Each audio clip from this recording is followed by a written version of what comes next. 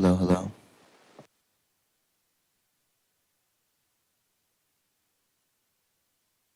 Hello, hello.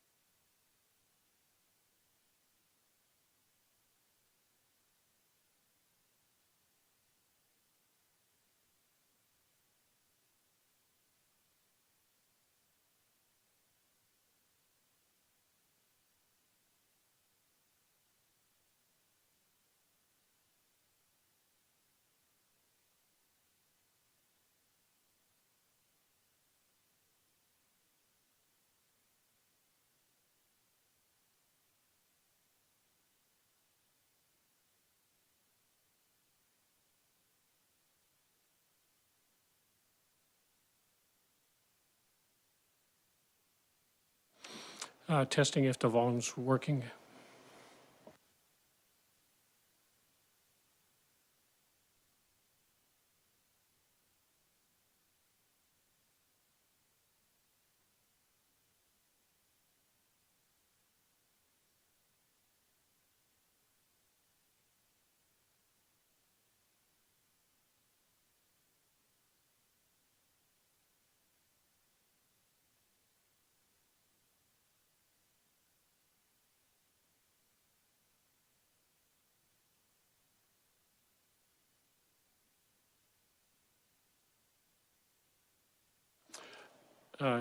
Hey, David, we're testing if the volume works.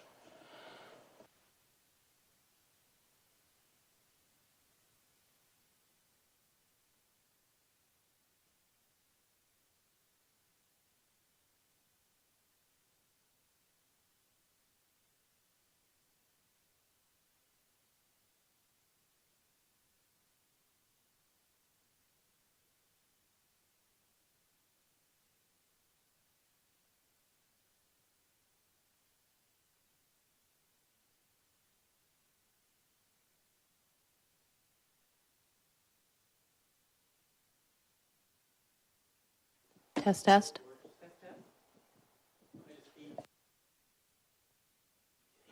Is it fine? It's not coming through?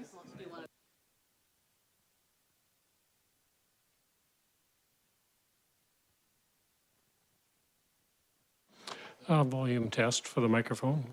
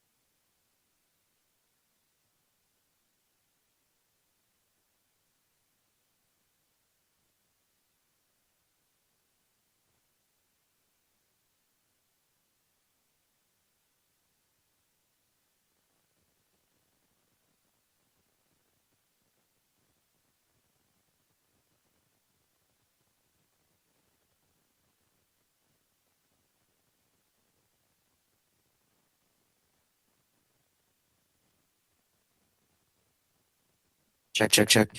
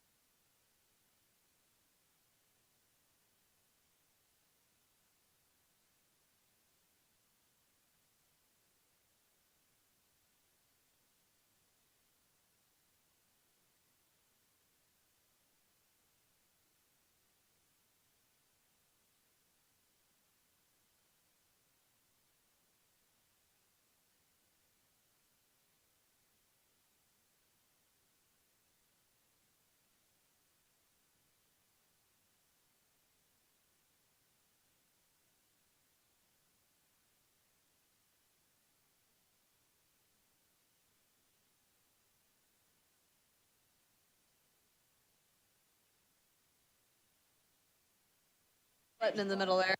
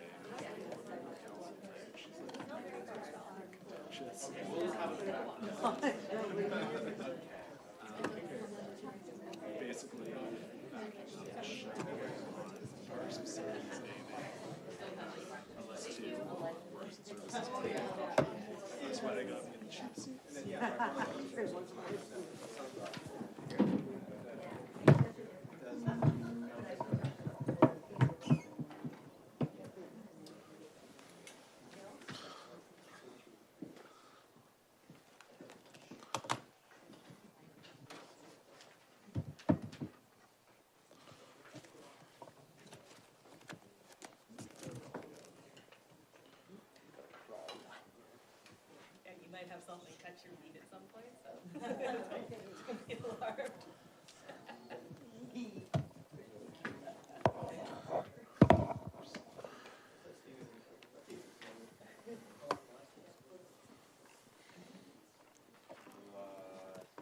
I miss the age when you put them somewhere and they mostly stay there. Yeah, true. Can't get too far.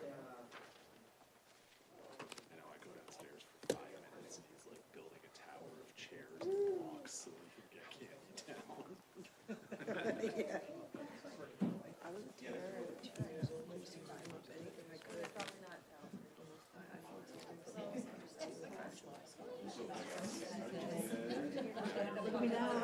Yes, I couldn't finish. Just a final check, thanks. If she can do it, she's hired.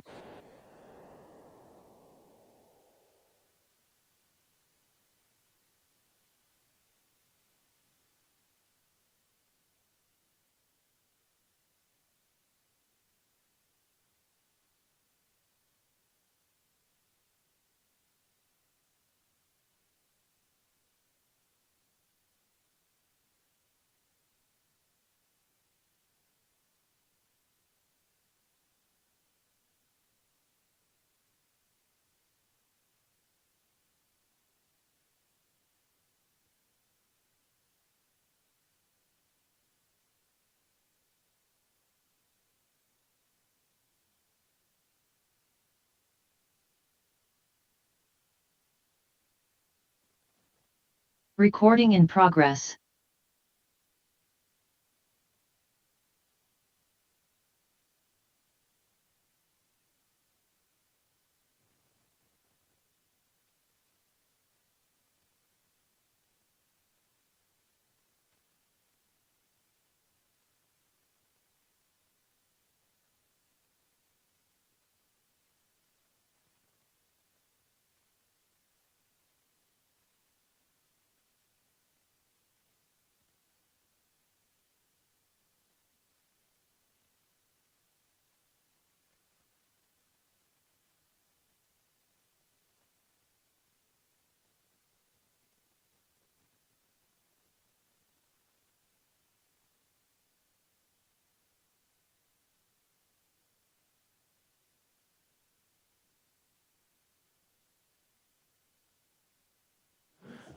Just checking the audio for the live stream, thanks.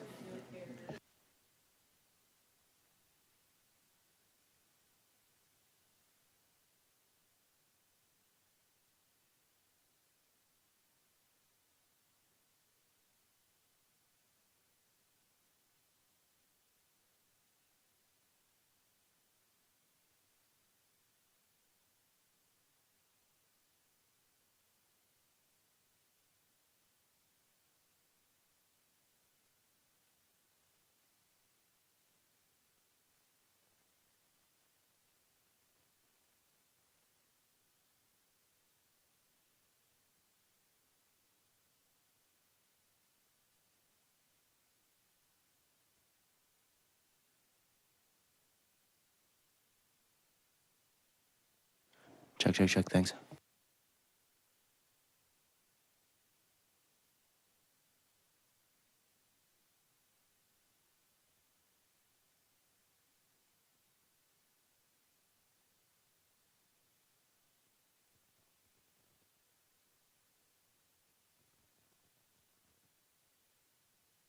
Online audio check. Yeah, we can hear you fine, thanks, David.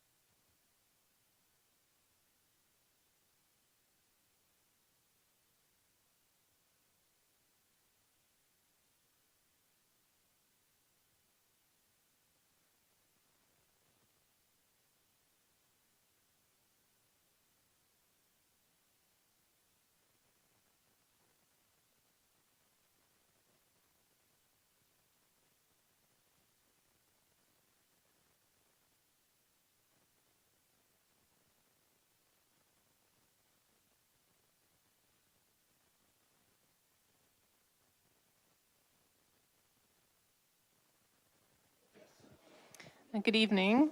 I'd like to welcome everybody in the room and online tonight. It's 7 p.m. on April 20th, 2026, and I'd like to call this meeting to order. We acknowledge that the land on which we gather today is in the traditional territory of the Strait Salish peoples. Specifically, we recognize the Lekwungen peoples, today known as the Songhees Nation and Esquimalt Nation, and that their historical connections to these lands continue to this day. With Earth Day this week, we specifically recognize the stewardship of our local nations to our land and waters and are reminded of the impactful and grounding perspective of a multi-generational outlook in decision-making. I'm Councillor Smart, and I'll be chairing the meeting tonight as acting mayor as we share the role of chairing Committee of the Whole meetings with all of Council. Committee of the Whole meetings are an opportunity for Council to have a more informal conversation with staff where we give recommendations that are later voted on at a future Council meeting. Mayor Murdoch is also present tonight and joining us at the table. I will call for approval of the agenda. And I should check for any proposed changes. No, okay. I'll call the question. All in favor? Any opposed? None opposed, so that carries. Adoption of the Committee of the Whole minutes. So we have 3 sets of minutes. I think we can move adoption of all 3 together. So moved, seconded. Any corrections, omissions? Hearing none. Call the question. All those in favor? That carries. None opposed. Moving on, we have a delegation tonight, and I would like to welcome Bahar Nahadi, the Executive Director of Women's Transition House Society, who will provide an overview of existing programming by Victoria Women's Transition House in Oak Bay and discuss the need for additional long-term housing across the Greater Victoria area. Welcome. Thank you so much for taking the time to join us tonight. Thank you so much for having me. Victoria Women's Transition House has been operating in our community for over 50 years, providing emergency transition housing, supports, and counseling services to survivors of intimate partner and gender-based violence. We do have 2 specific programs that run out of Oak Bay, and the first one is called Turning the Tide. It's an 8-week trauma-informed psychoeducational group support program for survivors of intimate partner violence, age 50+, and aims to create a safe community to senior women to share and learn together, discover new insights, and build strong networks of support while developing new skills and coping strategies, reducing social isolation, supporting personal well-being, and strengthening independence. The second one is Photo Voice, and it is an 8-session expressive arts support program for women aged 50+ who have lived experience with intimate partner violence. Each week, participants will meet for 90 minutes to share and discuss photos they have taken over the week, the stories they wish to tell, different photography techniques, and reflections on the emotions evoked by the process. With the guiding theme, What Does Home Mean to You?, the women engage deeply, both individually and collectively, in exploring this question through images and narrative. And while the programming that we have is incredibly successful, including these 2, we are noticing that there's very big gaps in our community, specifically for affordable housing for women and children needing safe spaces. I don't know if you know, but the scale of the crisis, especially for our community, is quite stark. In BC, as of the last study done by BC Society of Transition Houses in 2022, 27% of women leaving transition houses like ours become homeless. Violence is the leading cause of homelessness for women. So this is not an individual issue, but rather a systemic one. For many of our clients, the barrier is financial impossibility after they leave our programs.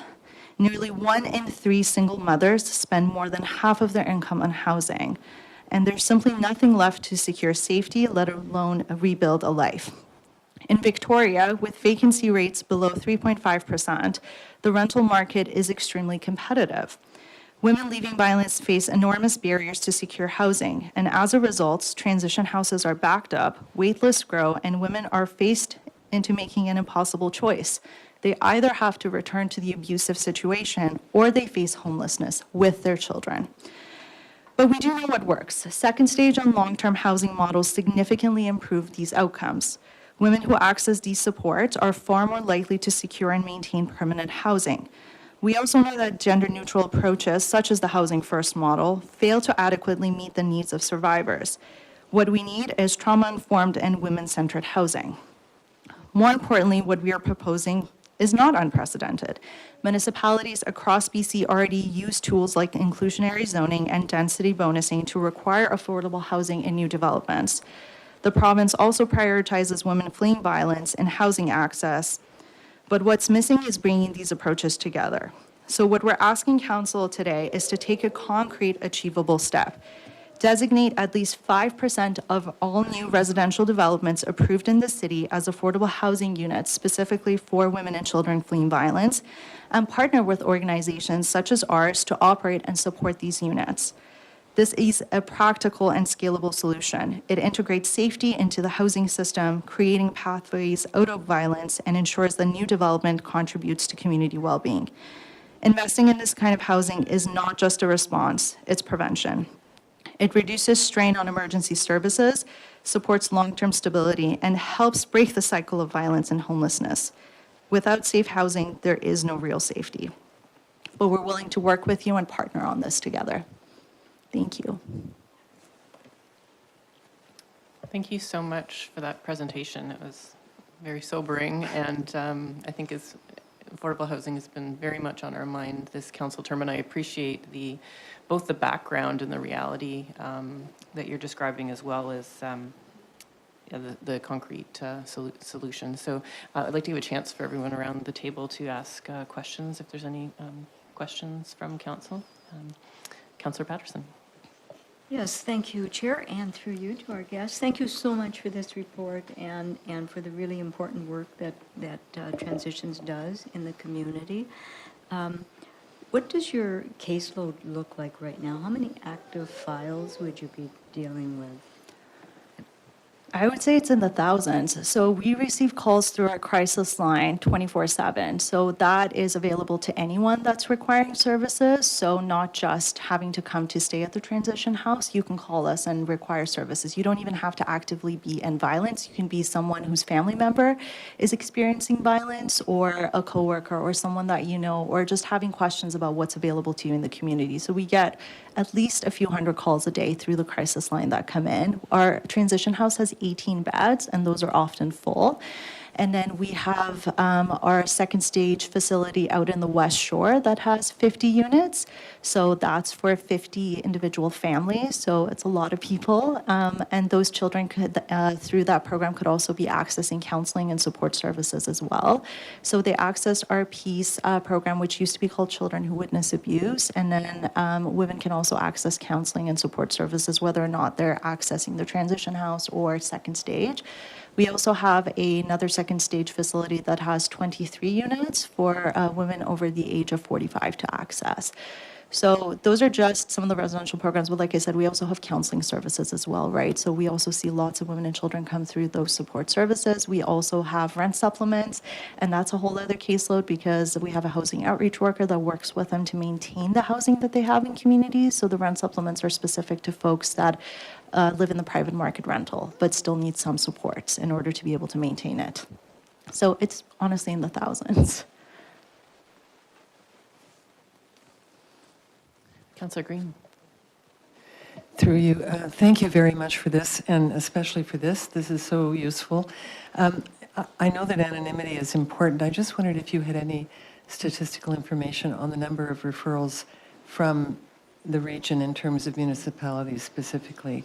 So in Oak Bay's case, and it's a difficult question, you don't have to answer it, but I'm curious about the percentage of people from Oak Bay that might be using these and accessing these services. And my second question is elder care for older women. I know you mentioned that in your report. Mm-hmm. I just wondered if you could expand on that a little bit. We have one of the highest percentages of elders in our community, so I was interested in what is available to them. Thank you. Yeah, no problem.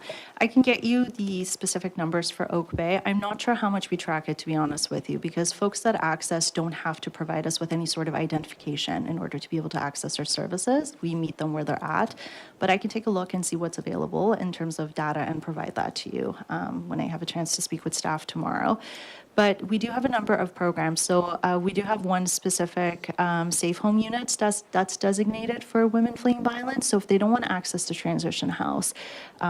If the demographic is over 50, they don't want to be in a communal living environment. We do take them at the transition house first to assess whether or not they're able to kind of live in a more independent space, because second stage isn't staffed 24/7, and the safe home isn't as well. So we take them into the safe home unit after that. It's an individual unit. They're allowed to stay and access for free as long as they need to. If they need a little bit longer term support, then they transition into our second stage units. And those are rent geared to income, so 30% of gross income if they're employed. Most of the folks that access from that demographic are not, so it's the shelter portion of income assistance if they're receiving income assistance. And even if they don't have any income, we still take them into second stage and try and make it work with the limited funding that we have, but we try to support everyone as much as we can. But second stage is about an 18-month stay. So it is significantly longer than the transition house and safe home, which are about 30-day stays mandated by BC Housing, though they are flexible on that, given it's a housing crisis and it's impossible to move women on within that timeline. So but again, like I said, for women over the age of 50 specifically, we only have 22 units, not counting the safe homes. So they're full. And I can't tell you how little the turnover is. And even within the 18-month stay, it's still really challenging for us to find somewhere for women to go to. So we try to give them support through counseling. We have the groups like Turning the Tide, like Photo Voice that they're able to access. There's a number of other groups that we run through our 50+ program. There is rent supplement supports. But again, with all of that, we still can't keep up with the number of folks that we have accessing. And like you said, you know, your population is typically a little bit older, and we find that we have a very, very hard time with that population to try and move them onto. There is no specific housing that we can move them onto. We used to have this understanding with CRHC, where we used to be able to get our women specifically in there, especially from Harrison Place, which is our 50+ program, and that has not existed since 2022. So it's been incredibly challenging for us to move folks onto. In all of Greater Victoria, through BC Housing, there's only 6 units designated as affordable long-term housing for women and children fleeing violence. That is it. It is 6. That's a sobering number for sure. Thank you very much. Thank you. Councillor Patterson, do you have another motion? Yes, thank you. If I might, Councillor Green already asked one. I'm just wondering, though, if you could speak to the level of support that you require from law enforcement or other agencies to provide security for your clients. Yeah, it varies on the individual client needs. So we do often find women with protection orders through family law needing to access our support services, and sometimes the abusers, even though our services are confidential in location, sometimes they do find where they are, whether they follow them or through technology, or sometimes the kids tell them where they are staying at, right? So we do call law enforcement. They're super responsive, I will say. Like, we have a very good relationship with Oak Bay PD as well. So we have a really good relationship with all of our police departments across all the municipalities, which I tell you, I moved here 8 months ago. I did not know there's 13 municipalities. So that's been a very interesting thing for me to navigate. But we thankfully have a very good relationship. Everyone's quite open to meeting with us and having conversations, which we really support, which we appreciate their support. But there are some differences in like what we understand to be true and like when those things come into play. Like, one of the things that we often hear from the police department, if you have a protection order through the family law court, is that it is not police enforceable unless there is a police enforcement clause in there, and that is simply not true. They are all police enforceable.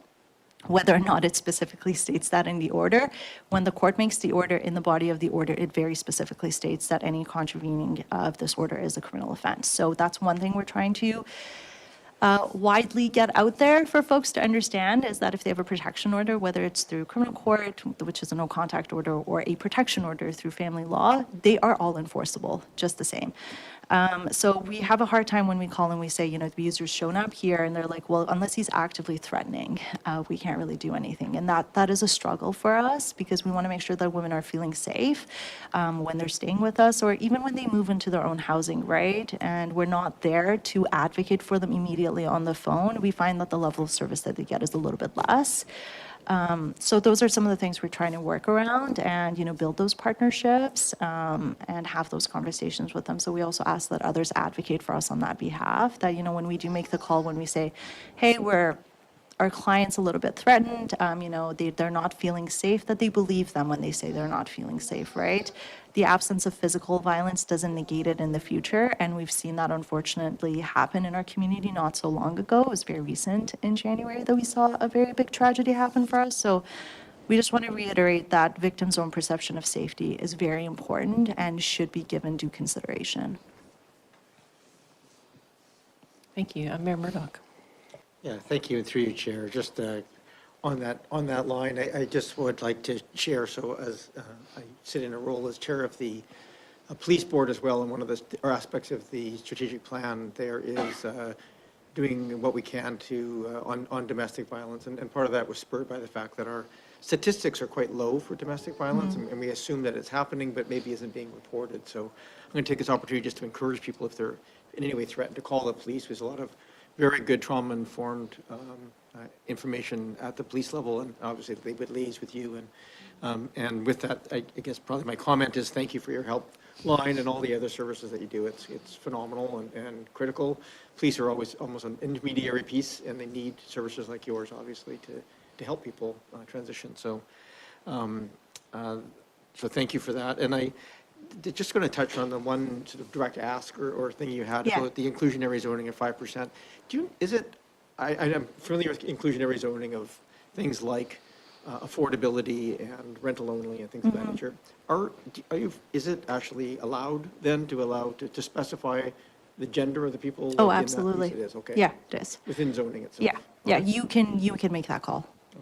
That's completely within your purview to do that. So precedent does exist. So it's, so like I said, BC Housing very specifically has units dedicated for priority placement that they designate for folks fleeing violence. And then there's inclusionary zoning for affordability. Those two things haven't been combined necessarily together, which is what we're trying to do, is to get that combination.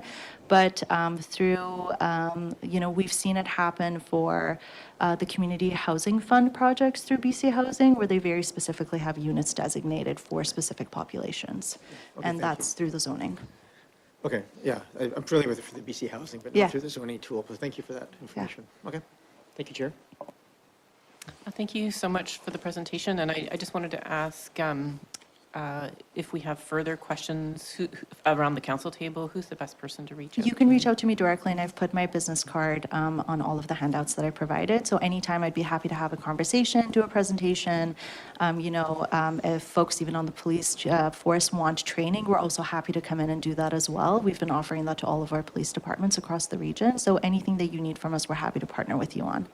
Thank you so much. We're looking towards an affordable housing council priority project that we've really been trying to figure out how to get done as soon as possible. So we really appreciate you bringing this subject to us and reminding us how important it is. And Thank you so much for having us. thanks. Thanks. We're going to move on now to Mayor and Council verbal reports. So this is an opportunity for Mayor and Council to share summaries of their committee meetings and to briefly touch on greater involvement in the community. So we'll go around the table clockwise, starting with Mayor Murdoch. I'm going to make this very easy on you, Chair, since I have a chance to do updates every week in my mayor's role. I don't have anything new to add this week, so over to Councillor Patterson. Okay, thank you. Well, that was very brief, yes. Well, just since I'm not deviating too much for from the presentation we just had. I did attend the court open house on Saturday, and I was a little bit out of my element. Most of the people that were there were, of course, involved in the legal system in one aspect or another, but through Victoria Family Court Youth Justice, of course, we do interact. So it was nice to get to attend and just hear about some of the changes that were ongoing, and I think it was very well attended.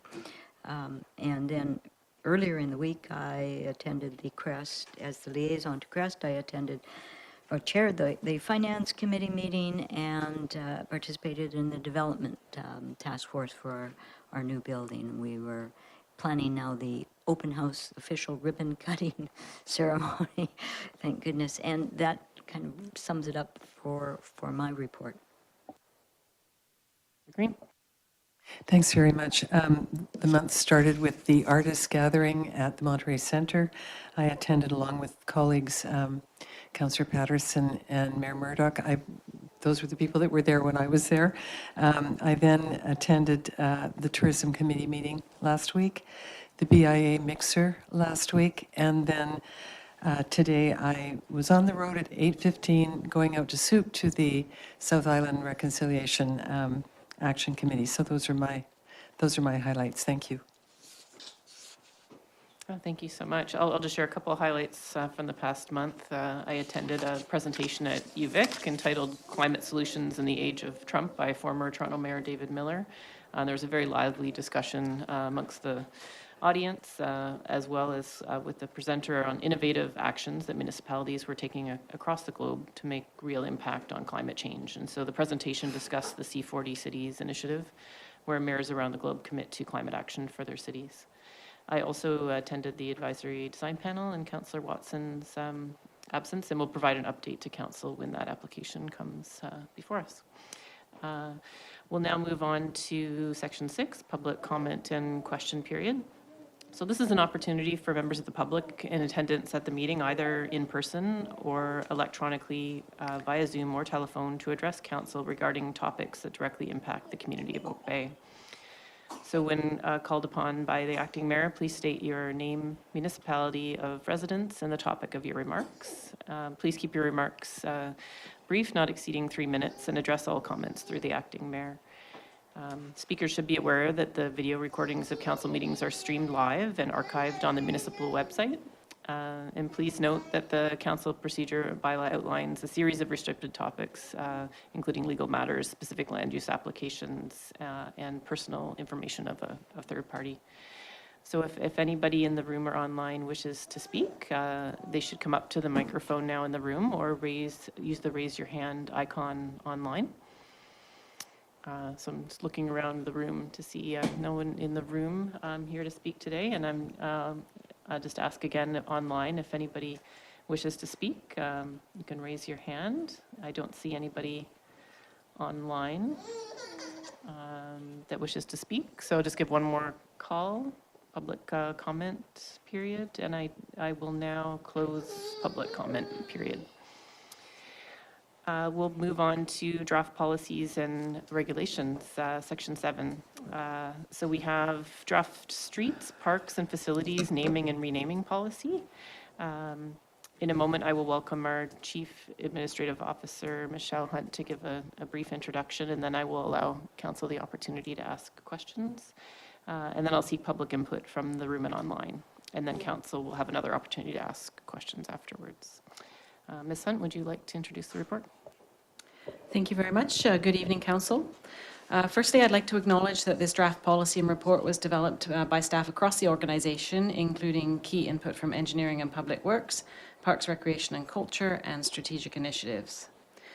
The draft policy is intended to provide a transparent and prescribed process for staff and council to follow when presented with a requirement or request to name or rename a road, park, public space, or facility. Having a policy in place will help streamline the process and ensure there is consistency in handling these requests. Currently, other than King George Terrace and Prince Andrew Place, which are noted in the report, staff are not aware of any other immediate naming or renaming initiatives. Tonight, we are seeking council input into the draft policy and will then work on developing a street name bank for approval along with the policy at a future council meeting. Thank you very much. Thank you for that summary. I'll just look around the table to see if there's any questions from council. Mayor Murdoch. Yeah, thank you. Through you, Chair. Just a confirmation, my understanding of this is that the intention is that if this gets approved by council, work will begin on creating a name bank. That'll happen. That'll start the work. It'll sit, it'll be shared with First Nations. It'll be provided as sort of a backup reserve, and if in such time as we need a naming, we'll pull from that list. Is that essentially the process here? Yes. Thank you very much. Yes, through the chair to Mayor Murdoch, that is the process. In fact, when we come back with, today, we'll take any feedback from council and input into updates to the policy, then bring forward that policy for approval along with that name bank. But yes, absolutely, it's really just having a set of pre-approved names that we can draw from when needed, when there is a request. For streets specifically, I think facilities and public spaces would undergo, their own unique process given the significance of them. Thank you. I have no more questions. I have some comments, but I'll reserve those. Thank you. Seeing no other questions around the table, I just have one question. I just wondered if staff had any concern about capacity of time should this policy spur a lot of interest from the community in suggesting renaming. Is staff comfortable at this point with the policy as it stands, and would they come back if it became a concern to council? Thank you. Thank you very much for the question. Yeah, I'm hoping that this doesn't spur a sudden interest in a lot of naming and renaming, especially streets that can be very complex and quite costly. But I think, yeah, staff would handle the requests as they come in and obviously bring them forward to council through the process. But I'll leave it at that. Thank you. Okay, thank you. Seeing no other questions, I'm going to go to public input on this item. I'm looking around the room, and there's no one in the room to speak to this item.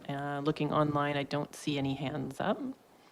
So just give one more call if there's any public input on this item.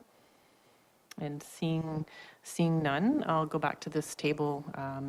If someone want to move potentially the staff recommendation, it's a two-part recommendation. I would suggest maybe we move it together, and then we could have comments once there's a motion on the table. I'll move the staff recommendation and thank the staff for the report. Thank you. I'll second. Any comments from council? Murdoch? Sure, thank you. And not to change the motion, I think the motion is fine. I just, there's a couple of things in there. I think just ensuring that we're very clear that we would consult with the public where they're impacted. I just want to make sure that language is very, very clear.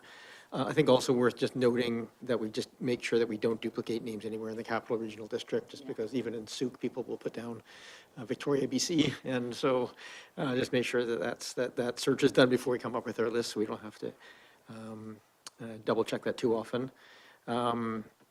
And I think there's also, it mentions things that are historically, culturally, but I think geographically or appropriate would also be good. Just, I don't think we want to be having things named after exotic, tropical plants or something where we have lots of local flora and fauna.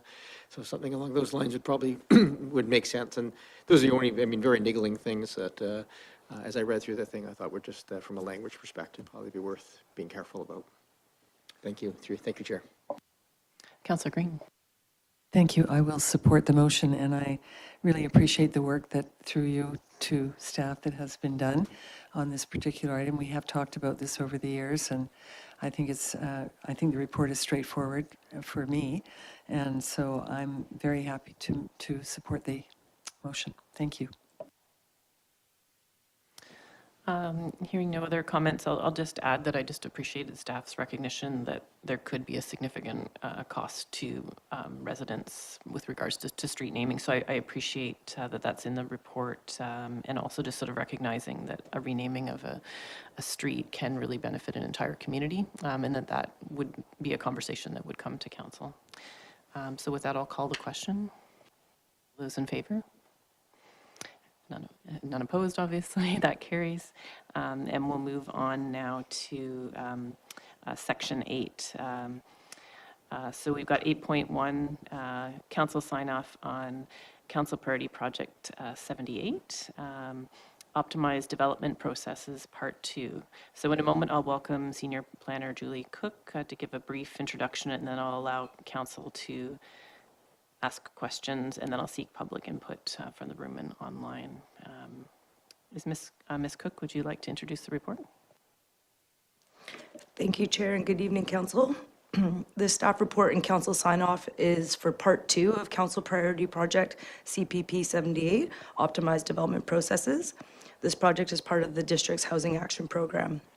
Part 2 is the implementation plan of Part 1 of CPP 78, which was implemented in May of last year. Part 1 included the review of the district's existing systems, processes, and resources related to development applications, and included recommendations for improvements to address shortfalls and gaps. Part 2 includes 11 improvement initiatives, which are listed in the staff report and detailed in Attachment 1. For project management purposes, the initiatives have been divided into 3 streams: the planning stream, the building stream, and the digitization stream. The main objective of this priority project is to improve the systems and processes available to both staff and applicants in order to streamline the processing of development applications, improve the applicant experience, and provide for more efficient use of staff time. The estimated budget for Part 2 is $337,000, which is generally associated with consultant costs for initiative deliverables and project management support.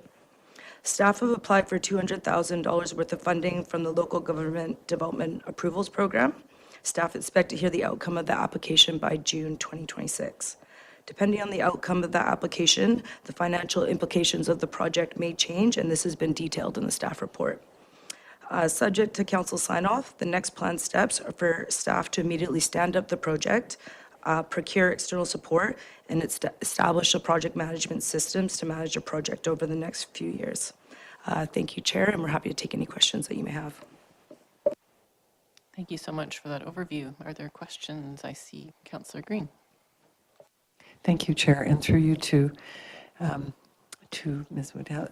I wanted to ask you, there are 2 on page, let me just see, page 2, we talk about right-size building permit review, building bylaw update, right-size development approvals review. What do we mean by right size? That's the first question. And secondly, in the context of neighbor or neighborhood consultation, are there any guidelines around that for the applicant? It's one of the pieces that it may be embedded in the work, but there are very few guidelines around consultation with neighbors when planning, a new build. So I'm just wondering if that has been talked about at all. Thank you. Thank you for the question through you, Chair. So for right sizing, so to define right sizing, we have all sorts of different building permit applications and development applications, and a lot of them currently follow a same process, where some of them are much simpler and some of them are much more complex. So it's about establishing a process where simpler applications can have potentially less referrals and have a shorter processing time that matches the simplicity of the application. So that's what we mean by right sizing. It's basically finding different processing pathways for our different applications. And so number 2 is for building permit, and number 3 is development approval. So those are development applications that sit with the planning team. And so for your second question, through you, Chair, if you don't mind, I just want to make sure I was clear on your second question. Thank you. Well, I think we may have, through you, Chair, a communications challenge here. I think a lot of people will think right size means the right size of a building to be. So I'm just wondering if we need to clarify that term, I think, for the public. And my second question was around consultation guidelines or best practices. I know that Langford has a good neighbor policy on construction, new construction, to sort of ease some of the impact on near neighbors or adjacent neighbors. So I'm thinking, along the same lines about, are there any consultation guidelines or best practices that applicants, especially small developers or small developments, can utilize to maybe find a level of acceptance or awareness of something that is planned for the site, or sort of a structural thing? So that was my question based on that. Thank you. Thanks, Councillor Green. So it sounds like the question might be, just to paraphrase back, really around whether the scope of this project includes such things as a policy of how you work with neighbors. Is that?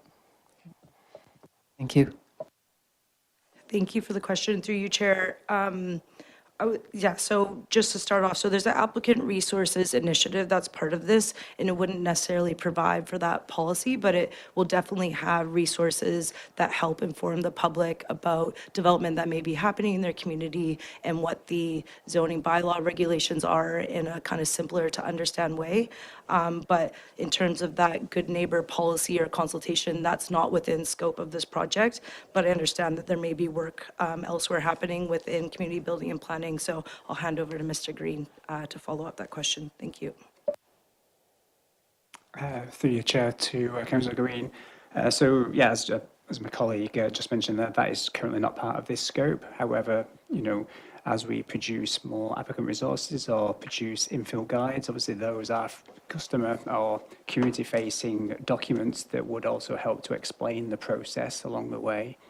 Obviously, also there's a potential project called the Council Procedure Bylaw Update, which is also about providing some clarity, or could be about improving the clarity of which applications are subject to public input and those that are not subject to public input, to avoid the confusion that sometimes occurs in relation to the different types of applications that we have been seeing since changes to the legislation occurred in 2023. And so, I would say that essentially is not necessarily part of the scope, but that we may be touching on that issue of trying to improve communication with the community. Thanks very much. No further questions, Councillor Green? Okay. Councillor Patterson. Yes, thank you, Chair, and through you to Ms. Cook. Thank you so much for the report, and a couple of questions, I guess. The first is the report does refer to 3 consulting teams: planning, building, and IT, and certainly understandable about the Oak Bay District staff on this. But when we speak of this, would this be 3 independent consultants or a consultant with multiple disciplinary teams?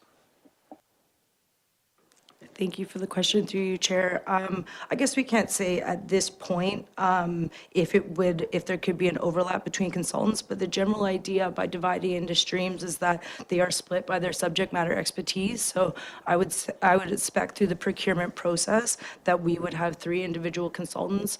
I guess it's possible that they could be from the same consultancy, though. Thank you, and if I may continue, Chair. Sorry, and just to add to that, obviously at this point in time, it's also might be multiple consultants, given that there are multiple projects, and therefore through the procurement process, we might identify different consultants to do different tasks, and so it might not necessarily be 3 consultants. There may be, even in the planning related projects, that we would have different consultants doing different tasks accordingly. Thank you for that further information, and if I may continue. It does state in the report, and Ms. Cook did refer to the cost of $337,000 over the 3 years. I do see that about 40% is coming from the Growing Community Fund, so that fund money has already been earmarked for this project, which leaves, of course, 60% outstanding. And some, I know that a grant has been applied for Local Government Development Approvals Program. But I'm just would like to understand, if that grant does not get approved and we need to take the balance of it from the Housing Action Program Fund Reserve, what impact might that have on some of the future work that we want to do? Ms. Cook, do you want to answer that, or Mr. Green? Through the chair to Councillor Patterson, great question. I guess we might need to, take stock at that point and potentially delay some of those projects, or try and reprioritise, depending on the available funding at that time. Will be my initial response to that question. Thank you. And just maybe a further to that, once that information is known, would council be advised of that? Thank you very much. Through the Chair to Councillor Patterson, yes, absolutely. If we were going to need to withdraw additional funding from that Growing Communities Fund, we would obviously be back to Council to discuss that with Council and get Council approval on that. So we would be updating you, when we know about the grant and when we know about what additional funding we would need. Thank you for that clarification. Great. And if I may continue, Chair, it does, of course, refer in the report to the scope and objective statement on process and resources to improve capacity, efficiency, consistency, and accountability. The project itself, 337,000, is significant, and there are also allocated within the project sheets that are attached. There's a significant number of workforce hours allocated, both for consultants or for the district staff. And so once this project is substantially completed, and I don't know how much monitoring time, and perhaps staff can speak to the monitoring time, but I think some of these costs have been so large, and of course, they do drive some costs, especially if we have to, there's tax implications. So I'm just wondering what kind of reporting will be coming back to actually identify how it has improved capacity and efficiency, like along the line, do we gain something back to recoup some of the monies that are spent? Thank you for that question. Everyone's wanting someone else to answer it. Yes, thank Ms. you. Cook? Through you, Chair. I'd say in terms of measuring the success of the project, so we monitor our processing times currently, so we have data across all of our development applications and our building permit applications, and so we have that baseline data.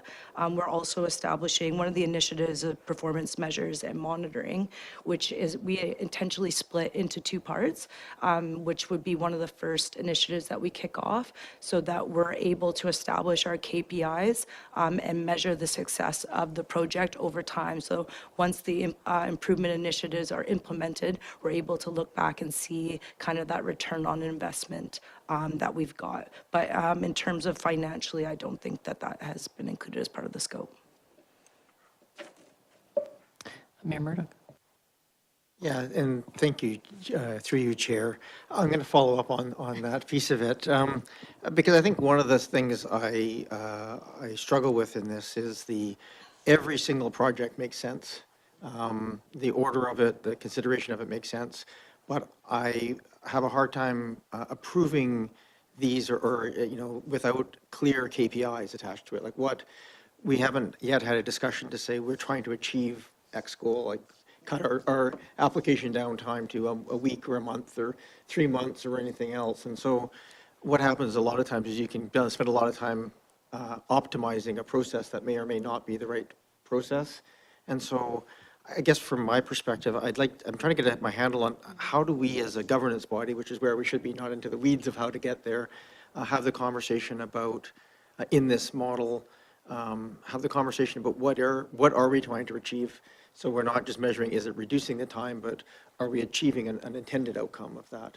And some of them are vague, obviously building more housing and so forth are obviously desired outcomes, but to achieve that, there probably should be an opportunity as a governance level to agree on what we're going to try and do, and then have some information coming back to us to say, well, here's the cost, here's the risk, here's the aspects of it, and then that would allow us to triage as a governance level where to prioritize those projects and the money. So I guess it's sort of a roundabout way of asking the question, but is there any mechanism here by which we could amend this, or is there any recommendation, is it built in to have that conversation about what are we actually trying to achieve, and then using that as a guideline to build the project, as opposed to these are all laudable projects, they all will have good outcomes, but it's hard to say that they're the right ones without having that overarching frame. So through you, Chair, to staff. Yeah, thank you. That's a challenging question. I'll leave it to you, Ms. Cook. Yes, thank you. Through you, Chair, to the Mayor. I completely understand what you're saying in terms of as a governance body and needing to have that information in order to kind of sign off on a project. So as I was saying to Councillor Pattison, so we do have the performance measures and monitoring initiative that's supposed to kick off initially. You asked if we could kind of bring that forward so that you're able to sign off on that. If council wishes to direct us to be able to establish those KPIs so you understand how the project is successful, I think that could be part of that scope. Ms. Hunt wanted to. Yeah, thank you very much. I would agree with Ms. Cook. I think the very first key milestone within Initiative 10, which is to review past performance data and identify benchmarks, and I think we could report back to council, after that step and have a more wholesome conversation with council around those different benchmarks and KPIs and where we want to go from there. So I don't necessarily think that we need direction. I think we can just add in another key milestone, which is to report back to council with that data. Thank you for that. Thank Mayor you. Murdoch? Yeah, just teasing it out a little bit more. Thank you for that. And I agree, and I think there's a couple of aspects here. Obviously, we have a grant opportunity to help fund a lot of this work, and we don't want to let that go. These initiatives are obviously worthwhile, but that prioritization piece, I think, is key. So in directing this forward for council's approval, would it be useful for us to approve this in principle and request that those KPIs come back as a first step before we sort of sign off on the prioritization of the individual projects? Or is it better, I'm just trying to get my head around what is that process? And I'll leave that there. Is there a process there that would be recommended? Yeah, thank you very much. I'd look to community building and planning staff, but I do think there are some of these initiatives that could move forward that are, not necessarily going to impact those KPIs or help with those KPIs, but, save staff time, council time, things like looking at, report writing. I'll look to staff there, but I think there are some that are obviously going to impact the timelines and the KPIs that we're measuring, but there's others that are just good processes in terms of updating our practices and will help sort of streamline without necessarily being able to have tangible measures. I'll turn it over to Mr. Green and see if he can help me on this one. Mr. Green? Yes. Well, I guess the starting point, there is no silver bullet, if you like, in terms of improving our processes, and that's why there is a whole host of different types of projects which combine together, and taking a sort of marginal gains approach of looking at all our processes and systems will help to improve timelines. And so we're already seeing that in terms of one of the projects is essentially already been implemented with the delegation of minor development variance permits that Council amended its development application procedure bylaw on November the 10th. Since that date, I think we've now processed 5 minor DVPs. The average processing time for those minor DVPs is around 25 days, compared to the average for last year for a regular development variance permit is around 76 days. And so by reporting back, we will be able to show you somewhere those significant savings in terms of applicant waiting time as well as staff time on producing a report that would have gone to council. Now we just produce a memo for the director for his review, and so through that we will be able to show some of the efficiencies in relation to those KPIs that we can start to look at other projects to, again, starting to see how we can make some more streamline the process or create some savings and efficiencies on those other types of applications. Mayor Murdoch. Yeah, and I think that probably is adequate from my perspective. And I'll just from a little bit of a clarity of where I see a bit of a divide between this table's role and the staff's role is, I do think there is all of these pieces, council has no ability to give any meaningful input into what works and what won't work. I think your example is an excellent one. That'll be interesting information for us. But there are sometimes advantages of setting goals and understanding what the risks and opportunities are. And I think it's important, staff obviously don't have delegated authority to assume risk for the organization, but the council does. And so that's the governance level piece, that there may be some opportunities here where we just agree to say, yes, we will assume some risk of not doing some things in our process. We can't do that without advice from staff, and staff couldn't do that without authority from council. And that's kind of what I'm hoping through the KPI model. We can say, okay, let's agree to try and achieve this goal, and then we can get an assessment back on that about what are the risks, what are the opportunities, that, in fairness, through you, Chair, staff can't take on risk for the organization. We could, or we may not want to, and may, in fact, want to invest more money to achieve some of those goals if we want them faster. So I think that's really the intention here. I don't want to spend any more time on the details of this. I just think that if we can have that KPI piece come back and have that governance level discussion about what we would like to see, then that will help, I think, guide some of the fine tuning of the work. So I'll leave my comments there. Thank you. That's great. Yeah, I really appreciate that. I don't have any questions particularly. I do have some comments, but I'll wait till we have a motion on the table. Does anybody wish? Actually, sorry, we haven't gone for public input yet. So I'll just take a moment to see. There's nobody in the room, but we do have somebody online. We have Kathleen Matthews. Ms. Matthews, feel free to unmute, and you have up to 3 minutes to give input on this item. Thank you so much. Hi, thank you very much to the chair. This is a really interesting conversation, and I have recently been learning a little bit about rights to solar access by people, by neighborhoods, in neighborhoods. And I'm just wondering if, when somebody buys a house in Horseshoe Bay, it's not just the house they're buying a piece of property. They're buying the potential to have fruit trees, to have gardens, to have solar panels. And I think if you do some research, you'll see there's quite a discussion emerging around solar access and the importance of solar access for health benefits, and for urban planning. And I'm just wondering if this issue of you're having neighbors talking to neighbors and stuff, but what's often happening with these big fourplexes is that all of a sudden, what was once a sunlit garden with fruit trees and maybe all kinds of vegetable gardens, and maybe just in pots, now they're in shade. And I'm just wondering, is there any way we can, obviously the government hasn't thought about that at all, I guess, but I'm just wondering what we can do to protect our backyards, our front yards, whatever the yard is that can be cast into shade without us being able to do anything about it. Thank you, Ms. Matthews. It's such an important topic, and I really appreciate you bringing it to council. And I will take it in a way as a belated public comment from earlier in the meeting. The agenda item we're dealing with right now is with regards to development permit processes and speeding up timelines. And so this is a very important topic that you're bringing up, and something that I think many of us around the table feel passionately about. And I think it's something we do need to look at as we move forward with policy, but it doesn't directly relate to the agenda item in front of us right now. Yeah. Can I just add, it was this agenda item that brought me to thinking about this. And it seems to me that if you're expediting development and all of this kind of stuff,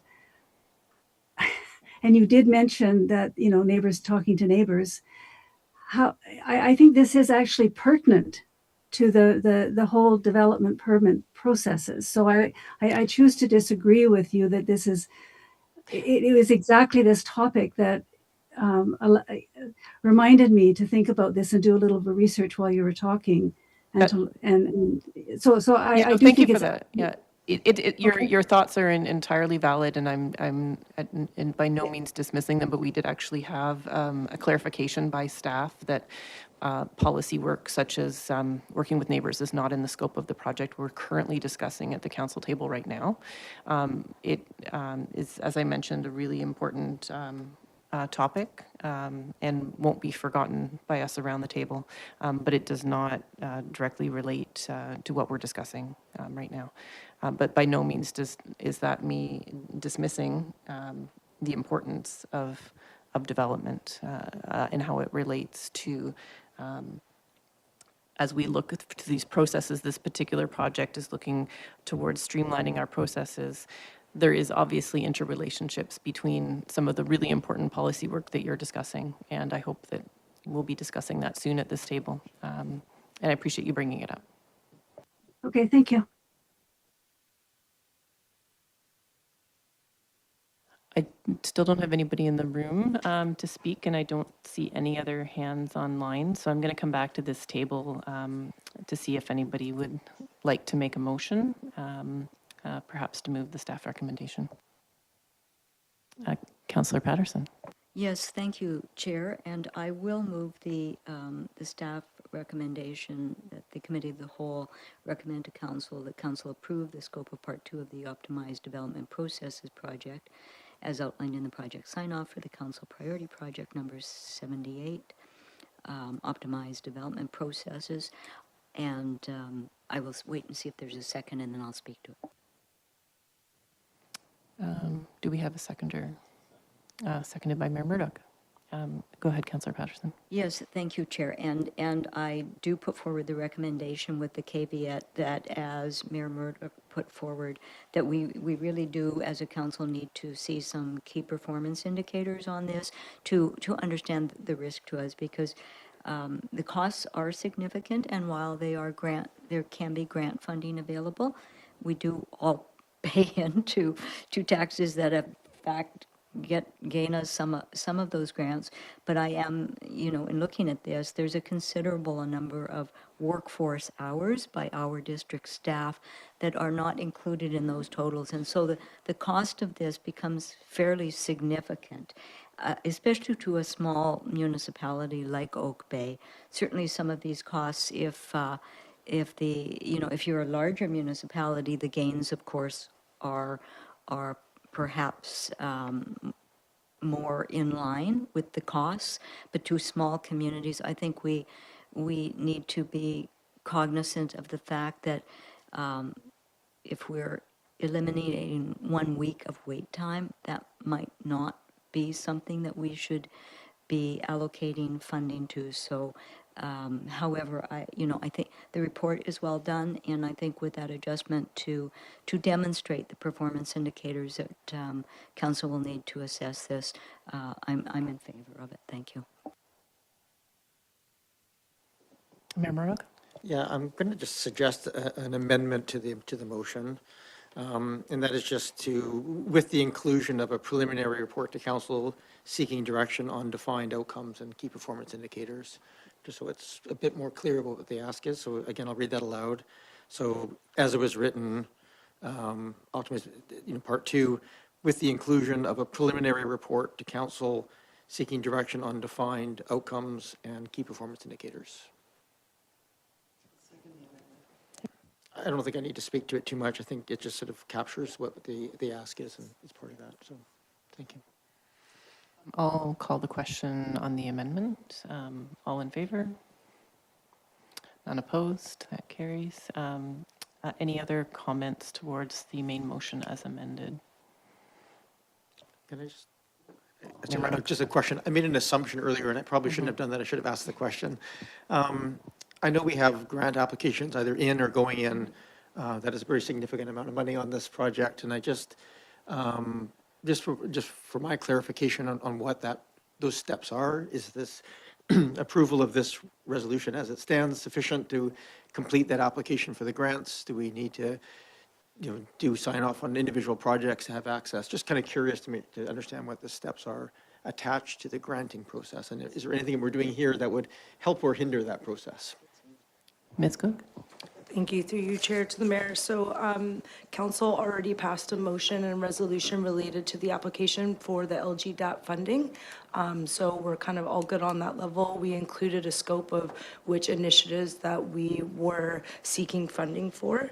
I would say that based on what you've been asking today, that would not affect our application for the LGDAP funding. Great, that's great. Thank you very much, Chair. Okay. I'll just make a comment before I call the question.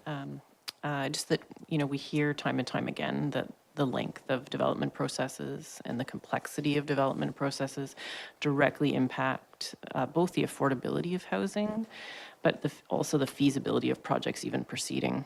We hear this from residents who might be building an accessory dwelling unit in their backyard, an applicant that's doing a multifamily housing, or even a nonprofit across the spectrum. Being able to improve some of these metrics is going to make a real difference to having affordable housing and more housing in our community. And so I really appreciate seeing this. I think that the result of these improvements could create a really strong foundation for our building and planning department.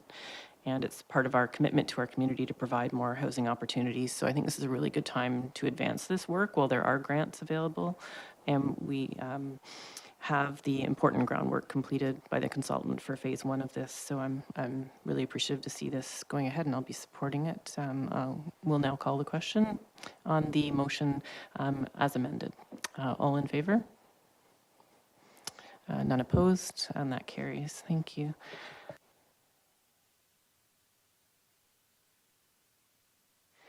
So we'll now be moving on to 8.2. This is the council sign off for 4 council priority projects to implement the updated official community plan. Director Andre Boyle of Community Building and Planning will be giving a brief introduction, and then I will allow council to ask questions, and then I'll seek public input from the room and online. Fantastic. Ms. Hunt, if you could please introduce the report. Thank you. Thank you very much. Yes, unfortunately, Director Boyle is away this evening, so I'd like to provide some brief introductory comments, and then Colin is going to provide some overview comments to each of the specific projects. So this report provides you with 4 project sign-off documents to capture the scope of work, timeline, and budget for each of these individual initiatives.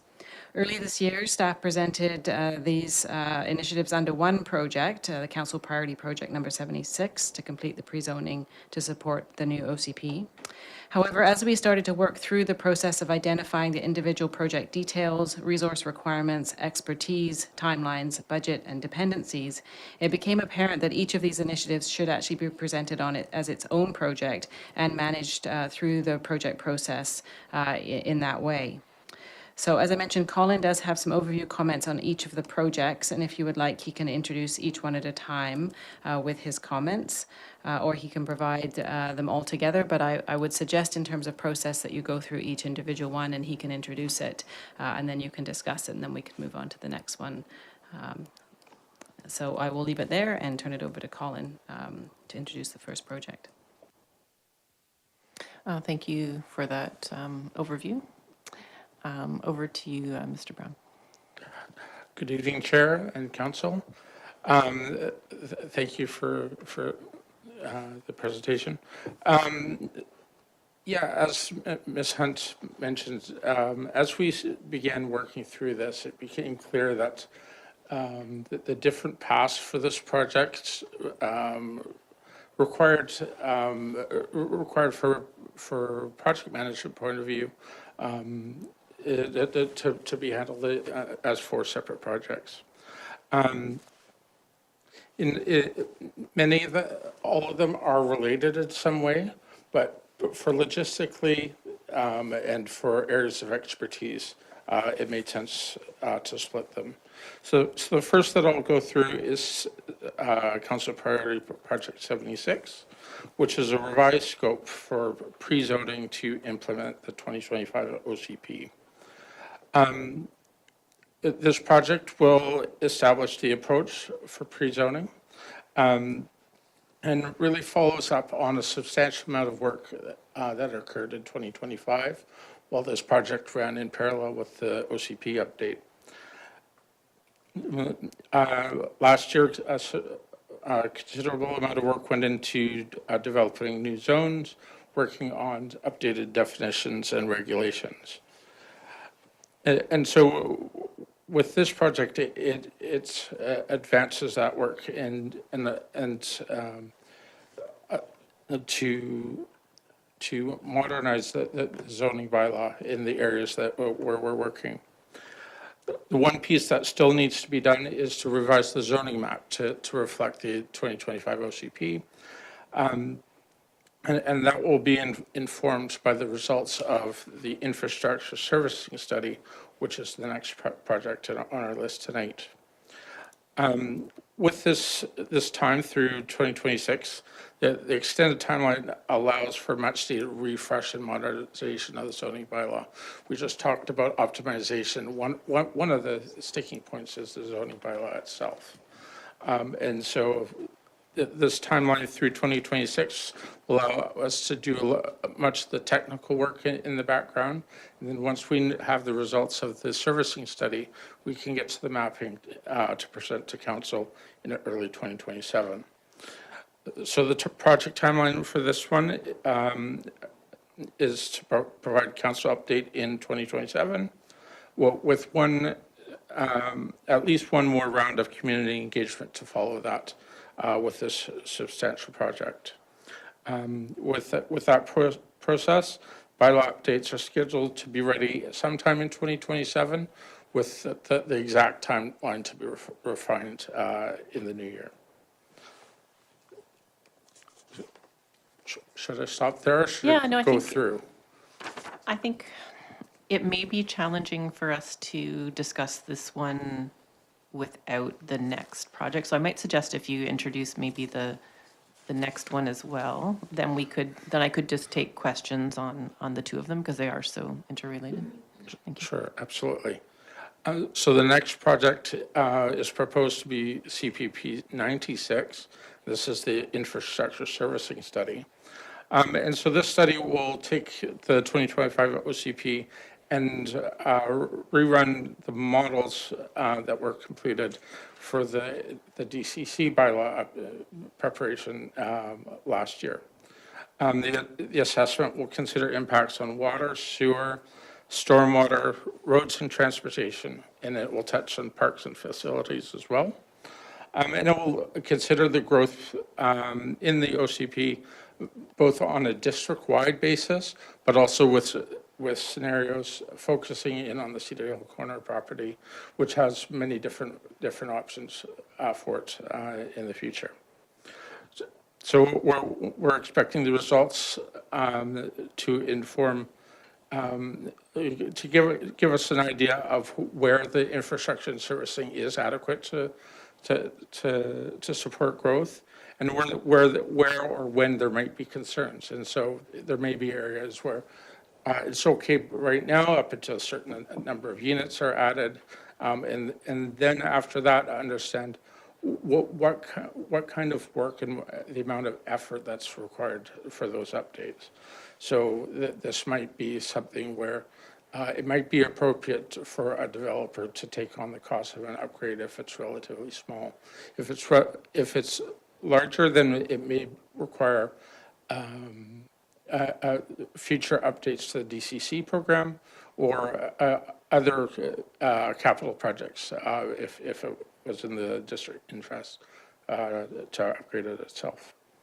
And so this study is expected to be completed throughout 2026 with a council update expected in early 2027. Thank you. Appreciate that. I will now take questions around the table. Councillor Patterson to start. Yes, thank you, Chair, and through you to the presenter or to Ms. Hunt, who either to Mr. Brown or Ms. Hunt, whoever feels would like to speak to it. Thank you for the report, and I think most of it is fairly clear because we know that with the adopted OCP, there is, of course, the zoning bylaw, which I think people have been talking about since I first moved to the district about redoing the zoning bylaw. So it's good. I'm glad to see work will be starting on it. But one thing that occurs to me as we are, and as Mr. Brown spoke to, that once we reach a certain level of housing, then we would like to pre-zone. But to that end, we have witnessed that in many communities, there are high vacancy rates in some of the housing that has been built.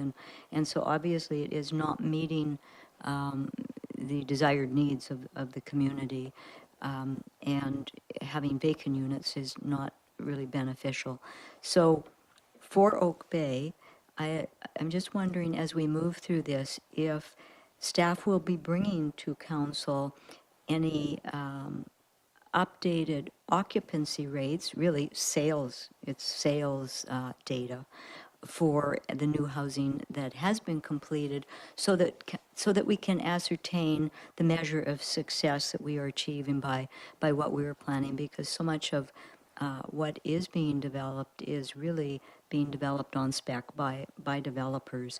And so once we get beyond the initial OCP and we want to work further on this, I think that's really important information to inform council and staff's decisions going forward. So I would like to understand what metrics staff will be bringing back to council for us to assess the just the success of how we are developing the community and how it is meeting the needs of residents that are already in the community and new residents that may be seeking housing here. Councillor Patterson, thanks for the question. Could I just clarify before I direct this to staff? Is the question particularly related to the pre-zoning, and are you wondering about both what metrics might be provided and when?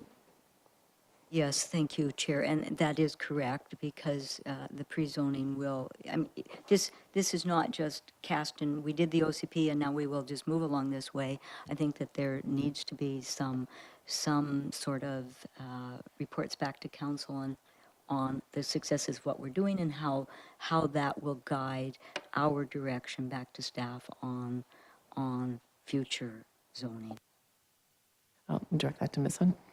Yeah, thank you very much. Maybe I'll start and then turning over to my team here. I think one of the ways that we're being measured by the province is under this Housing Supply Act, and really local government is being measured on how many units we are supplying to the market.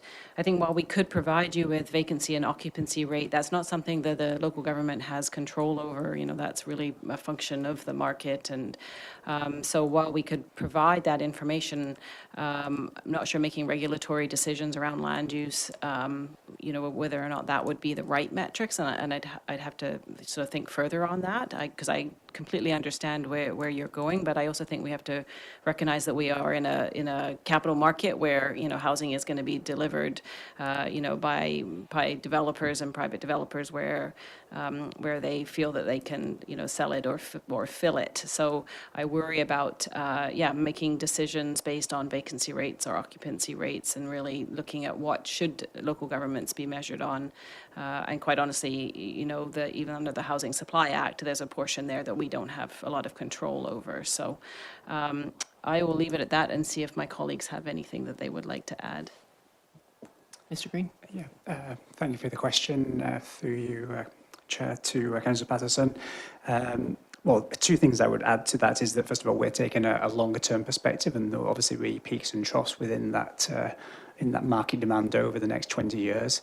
And also, as part of pre-zoning, we'll need to ensure that when we are pre-zoning lands, that pre-zoning is viable. So we will be, I guess, leaning on our economic development consultants or whoever is involved in this project to get their insights into ensure that when we do pre-zone a piece of land, that we think it is a viable housing form that could be delivered by the market.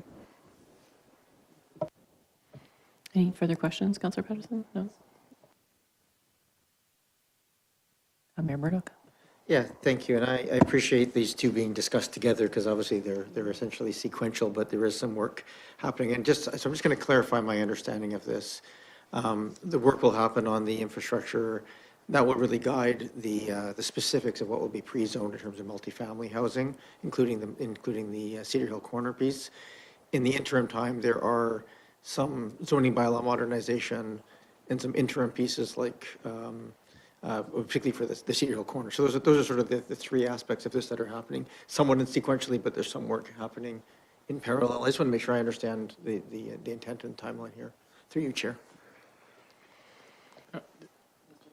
Yes, Mr. Brandon? through the chair.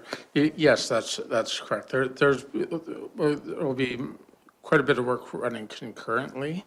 A lot will depend on the servicing study. While we're doing that, we'll look at the zoning bylaws right itself, right, and update the map after that. There will be a separate council priority project coming forward at some point regarding Cedar Hill Corner specifically, where more details will be worked out regarding the master plan and how that sequence will work.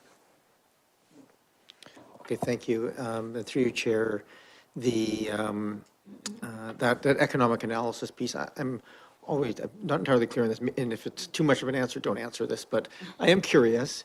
When you pre-zone something, it changes the value of that land to the developable value of that, which obviously has an impact in many ways pressuring the market to develop because the cost of taxes and so forth goes up proportionately.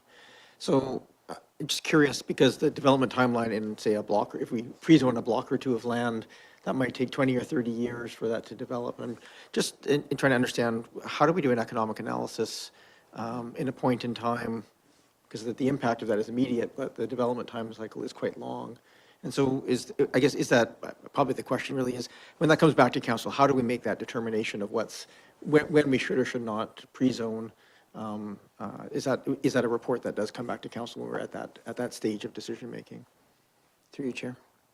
Mr. Green, it sounds like almost like a follow-up to earlier questions. Is kind of we're all so excited about this project. We're curious about all the amazing information you're going to provide us when we make our next decisions. So if you have any insights to share, we'd love to hear them.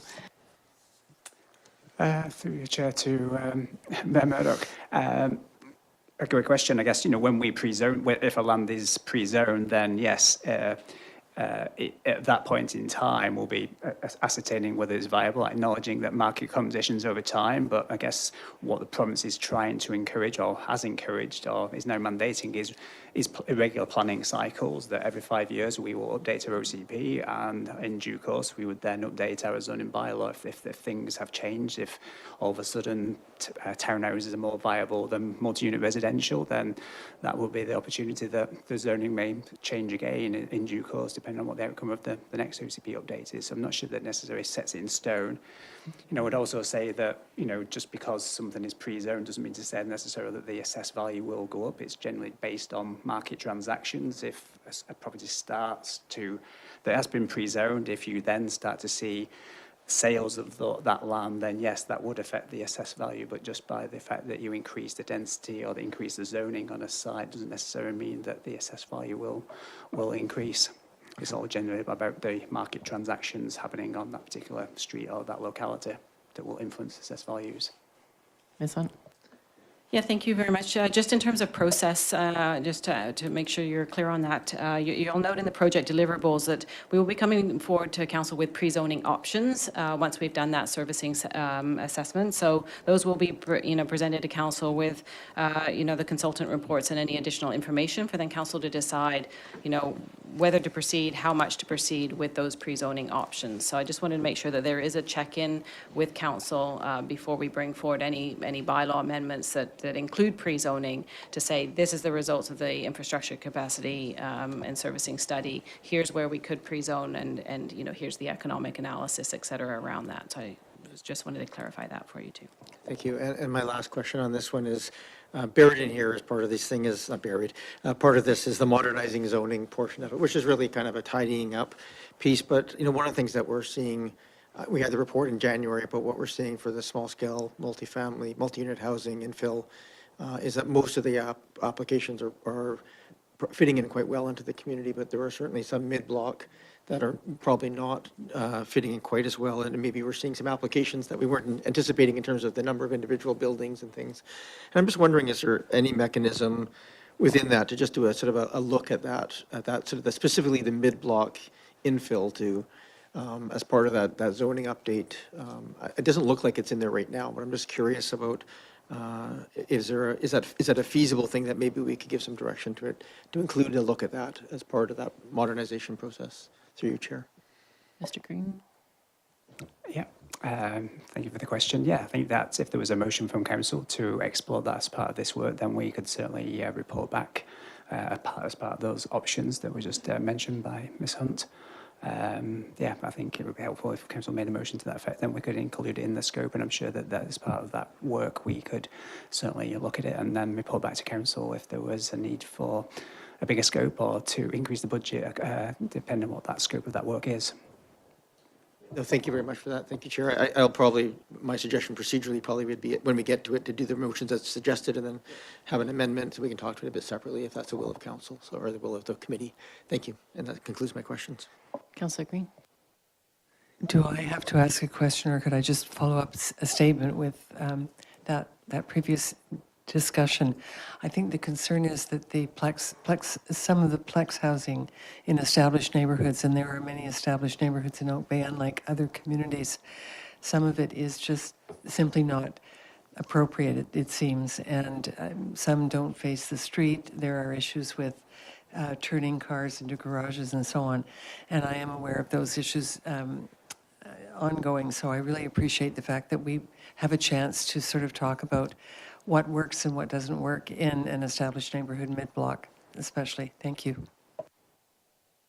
I'm just looking to see if there's more questions from council on the first two projects. Not seeing any. I do have a few questions myself. My first question was just with regards to servicing. I heard in the introduction of the report, Mr. Brown, that it was infrastructure servicing, and that was just one of my questions to clarify whether this servicing report was the scope of it is essentially storm and sewer, or are we talking about electrical? Are we talking about, could you just clarify the, and it might be for Director Rennick, but the scope of servicing within that project? Thank you. Thank you, Chair. I'll give it a try, and if Mr. Rennick wants to follow, that's fine. Yeah, so the assessment, the scope for this project is to look at water, sewer, stormwater, roads and transportation, parks, and then facilities as well. And so looking at all of those to reflect the growth in the OCP. Thank you for that. Director Rennick? Thank you, Chair. Just to follow up on that, you did specifically reference BC Hydro. Those other utilities, such as Hydro, Fortis, or TELUS, are specifically excluded from the scope of the review. The review is really focusing on things that are in Oak Bay's control. Thank you. Thank you. I appreciate that clarification. My next question was just with regards to having a little bit more clarity around the work that has been done to date in-house and with consultants on looking at the infrastructure servicing that is within our control during the OCP process. Like, what have we done by staff and consultants so far, and what is still to come? And could you, without getting into the weeds too much, just give us a sense of what this work entails, and just so that we can appreciate the timeline? Thank you. And Mr. Brown. Thank you, Chair. The district undertook master plans for our underground utilities for water, sanitary sewer, and storm sewer in the years between about 2019 and 2023. Those were based on the land use map from the old official community plan. When we knew that the provincial mandates were coming and that there were going to be changes to the official community plan, essentially the approach was that we knew these new buildings wouldn't be built overnight and that there would be time to update these models once council and the community came up with a new land use framework that they agreed on. And so ultimately, because of how that process played out, we couldn't really start doing those models until we really had a finalized, adopted land use framework map. So the recent work that's been done on the infrastructure capacity assessment is we had those models that were made for the master plans. When we developed the development cost charges program, we ran through another growth scenario, which was basically built off of the small-scale multi-unit housing implementation. So we're not anticipating that there's going to be a significant change from this OCP from what was used for the development cost charge program. There are certain areas that we do think there will be additional pressure, particularly Henderson, where there's some significant multifamily. Ultimately, these utility systems are complex and they're interrelated, and you might say, oh, well, the pipes on this street look like they're okay, and then miss that the ones that are 3 blocks away are over capacity now. So we really want to do the modeling because we want to make sure that we don't just look at these things in isolation and we get those downstream effects too.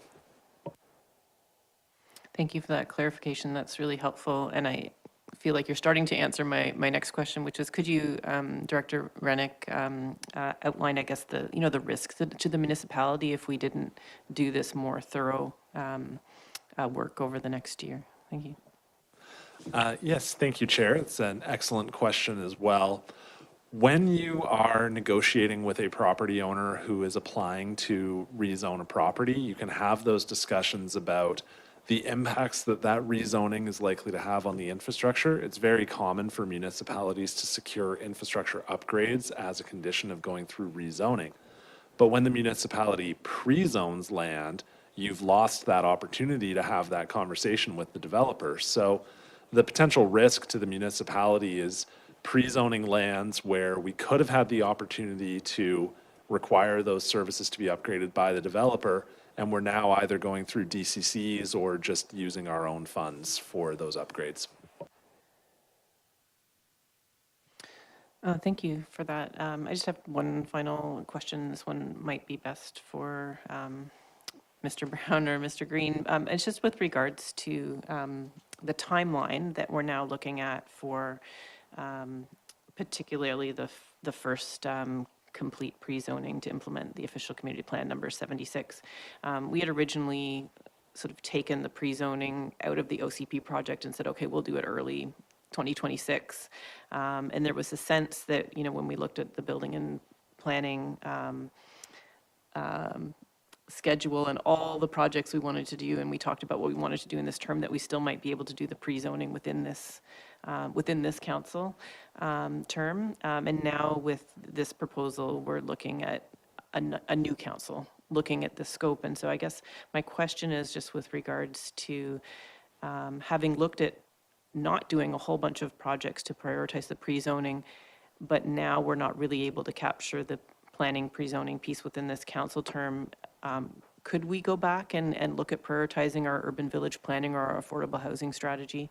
I'm just curious if there's choices here for council. I appreciate the responsible approach of really looking at our zoning bylaw, but there were a lot of really exciting things that council wanted to do back in January that we said no to, hoping to do the pre-zoning, and now that's slipping, I guess, a little bit again. So I wondered if you could just comment on options for council. Thank you. Yes, thank you, Chair. So one of the reasons for the extended timeline is to bring the first three projects here together, forward together. And the reason for that, as Mr. Rennick just alluded to, typically works and services get negotiated through a rezoning or the requirements of a subdivision. However, with proposed pre-zoning and even the pre-zoning that's already occurred for the infill housing, there will be fewer opportunities to negotiate for those services. And so for this third project that I haven't got to yet, which is a new subdivision works and services bylaw, it would implement new tools so that the district can require works and services at the building permit stage. And that's a significant change. And so bringing these three projects along together with that extended timeline allows us to do those projects well, and really reduces the risk to the district for not having those tools in place. The example that we use right now is we already see infill housing occurring but then you have an expensive new property there, but then you have a sidewalk and a boulevard in front of it that's crumbling because we can't ask that work to be done. So that was one. I forget the second part of your question. That's okay. I think that answers it adequately enough, and I think that's a good leeway. I think at this point, maybe I'd let you introduce Council Project 97, develop new subdivision works and services bylaw, and then we could have conversation around the table for that project. Yes, thank you.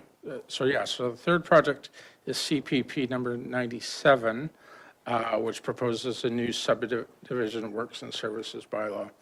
And so as mentioned, this is really a companion to pre-zoning. And it allows the district to implement tools enacted under Bill 16, which provides a new authority to require works and services and road dedication to be completed at the building permit stage. The bylaw would also establish the role of the servicing officer. So as I just touched on, so the examples of this would be improvements to street frontages, potential, perhaps requirements for in-ground infrastructure to ensure that those systems can handle the new development. And these, as mentioned, these tools are critically important so that the district can ensure that the infrastructure keeps pace with development. Also, with this proposed new bylaw, it would be establishing a new development servicing standards for the district. Currently, the subdivision bylaw uses MMCD, and in many cases, those will prevail. But there may be situations where a made in Oak Bay design specification is required. And then additional to that is development of approved product lists as well. And so all of these projects really are all meant to provide clarity and set expectations and create that certainty for new development. So when they do come in, and they are consistent with the OCP, when they're consistent with zoning, that they align correctly, and so that they can get through our systems efficiently. And so with this project as well, work will happen behind the scenes through all of 2026. In early 2027, we'll provide an update on where that's at, and then we do have some focused engagement with the development community in 2027, just to ensure that we're not placing too much burden where it's not appropriate. And then the new bylaw process is expected in late 2027. Thank you for that update, Councillor Green. Thank you, through you, Chair, to our planning department. Based on those comments around determining infrastructure needs, before development happens, and I think the integration is really important between works and services and planning.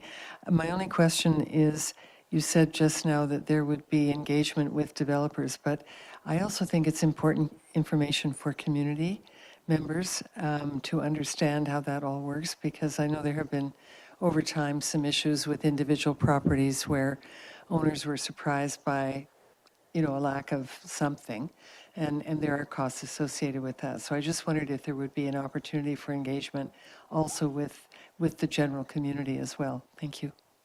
Thank you, Councillor Green. So I think just extending the question, when you said developers, would you also be talking about a resident who might be upgrading their home and the implications to them as well? Through the chair, yes. And so when you have really technical work, it can be really easy to get way off into the weeds, right? And so we do anticipate with the pre-zoning project and with the servicing study and the works and services that there will be some information come forward to the general public, but you're right. The property owners that may be looking at redeveloping, or the development firms that work in the district regularly, those would be the focus of the engagement, to get the most out of that feedback. Thank you, I appreciate that, thanks. Councillor Patterson. Yes, thank you, Chair, and through you to Mr. Brown. Thank you again for this part of the report. It's quite lengthy, extensive, this question touches, I guess, on some of what you have just spoken about and some of what Director Rennick spoke about the servicing. When we create our bylaws, certainly for new builds, we have included the requirement for things like EV charging stations in some of the builds that we have. And I was listening to an interesting program on the weekend about some of the complexities of this in communities where the communities are enabling it through their bylaws, but as Director Rennick said, the services that are not directly provided by the district fall to the utility providers. And so what the communities are finding is they're enabling it through the legislation so that it demands that the EV chargers be installed, but the transformers that are existing in the neighborhoods are not of a capacity to take the load. And so I am wondering if staff can share with us any discussions they've had on that, particularly perhaps with one like BC Hydro, as to how this will be managed going forward. Thanks for the question, Councillor Patterson. We did hear earlier that some of these elements were out of the scope of the earlier project. So I guess maybe the question to you, Director Rennick, is that scope in any of these projects, or another one that you would like to highlight for us, or not in any projects? Thank you. Thank you, Chair. That's not currently in any of these projects. The situation that Councillor Patterson is referring to is fairly well known with hydro, where other municipalities have tools for spreading the cost of infrastructure through DCCs, for example. Hydro really kind of has that bag holder approach of, you can have your 200 amp service, you can have your 200 amp service. Oh, you're the third house, you're the one who pays for the new transformer for everyone on the block. Certainly that has been addressed in City of Vancouver, for example, I think has worked with hydro on that one, but I don't see how Oak Bay really has the ability to have much influence on how hydro is apportioning their infrastructure. I think that that's also something that council would want to keep an eye on if we were hearing lots of residents saying, well, the requirement to have EV-ready parking stalls is leading to me getting a $50,000 bill from BC Hydro. I think that's something that council or a future council would want to discuss, but at the moment, it's not really in the scope of this project. Thank you for that answer. And Councillor Patterson, I can mention that I've actually talked with representatives of BC Hydro about this issue this year, and they are very aware of it and at least communicating that that there is a solution. So I don't have obviously a concrete update for you, but it does sound like there's awareness. Any other further questions, Councillor Patterson? Yes, thank you everyone for that information. I think it's worthy of flagging that there's a few hiccups in some of these things as we move forward, and but for CPP 97, because the ACC DCC programs, as Mr. Brown has reported on, we're out of scope of some of these. So I am wondering on 97 if the zoning changes are coming to they will have to be discussed. But what would be the timeline to identify if out-of-scope work for ACC and DCC programs will be required, as is listed in the out-of-scope work for CPP 97? Mr. Brown? Yes, thank you, and through the chair. I would imagine that the key piece for that is the infrastructure study. We expect results from that at the end of this year, and then there will be an update in early 2027 to council at that time. I would imagine in the recommendations in that report would suggest where there may, for projects that may be farther down the road where it makes sense to add them to the DCC list to build up funds over time. There would likely be a recommendation at that time. Mayor Murdoch? Thank you, through you, Chair. I'm going to phrase this as a question, but it's probably more just kind of a hidden comment. Because when I have no issues with what's being proposed here, obviously it's required. I think you've laid out very carefully the rationale for it. What I'm trying to incorporate into a question is the sort of the gasp I had at the $150,000 bill for it, doing the bylaw development. And I'm just, I guess, maybe asking the question, is there, given that because we're doing these sort of multiple tasks in parallel and will likely be following behind other jurisdictions in the province, also updating the bylaws to comply with the new provincial bylaws, are there ways of poaching and focusing on our unique issues like the street furniture and sustainability issues and so forth, and reusing other people's work as much as possible to keep those costs down as much as possible? Just kind of a hidden comment, but if there's, you don't really have to answer that question, but I am curious if are there ways of keeping that cost of that development down. Well, yeah, absolutely. Well, definitely, because both Victoria and Saanich have both recently adopted Bill 16 Works and Services bylaws, and so we are working with one of the consultants that recently did City Victoria's Works and Services bylaws, so we'll definitely be looking at their standards, and where appropriate it may make sense to reference those standards rather than developing our own standard as well as relying on MMCD. I would just add on to say that this work is massively complex, and this is maybe an upper envelope cost, but some of the things that go into works and services bylaws are things like approved products lists, or really documenting standards of things that maybe Oak Bay Public Works has just been doing that have deviated from the norm for 20 and 30 years. And you have to bring people from Public Works into a room, and there's a lot of drafting involved. And so I agree with you that there is a little bit of sticker shock, but when we sat down with the consultants and started talking through it, you pretty quickly see where that number comes from. Through you, Chair, to staff, thank you very much for that. I do appreciate, and I know that all the time that work is gone through as you go through these things, and I do appreciate it's an upper end number. And thank you for acknowledging the sticker shock gasp that came with that. Thank you. Looking around the table, I don't see any other questions on these first three projects. I'm going to take a moment to see if there's any public input on these first three projects before we go on to the home-based business project number 98. And I will give another opportunity for public input for that project as well.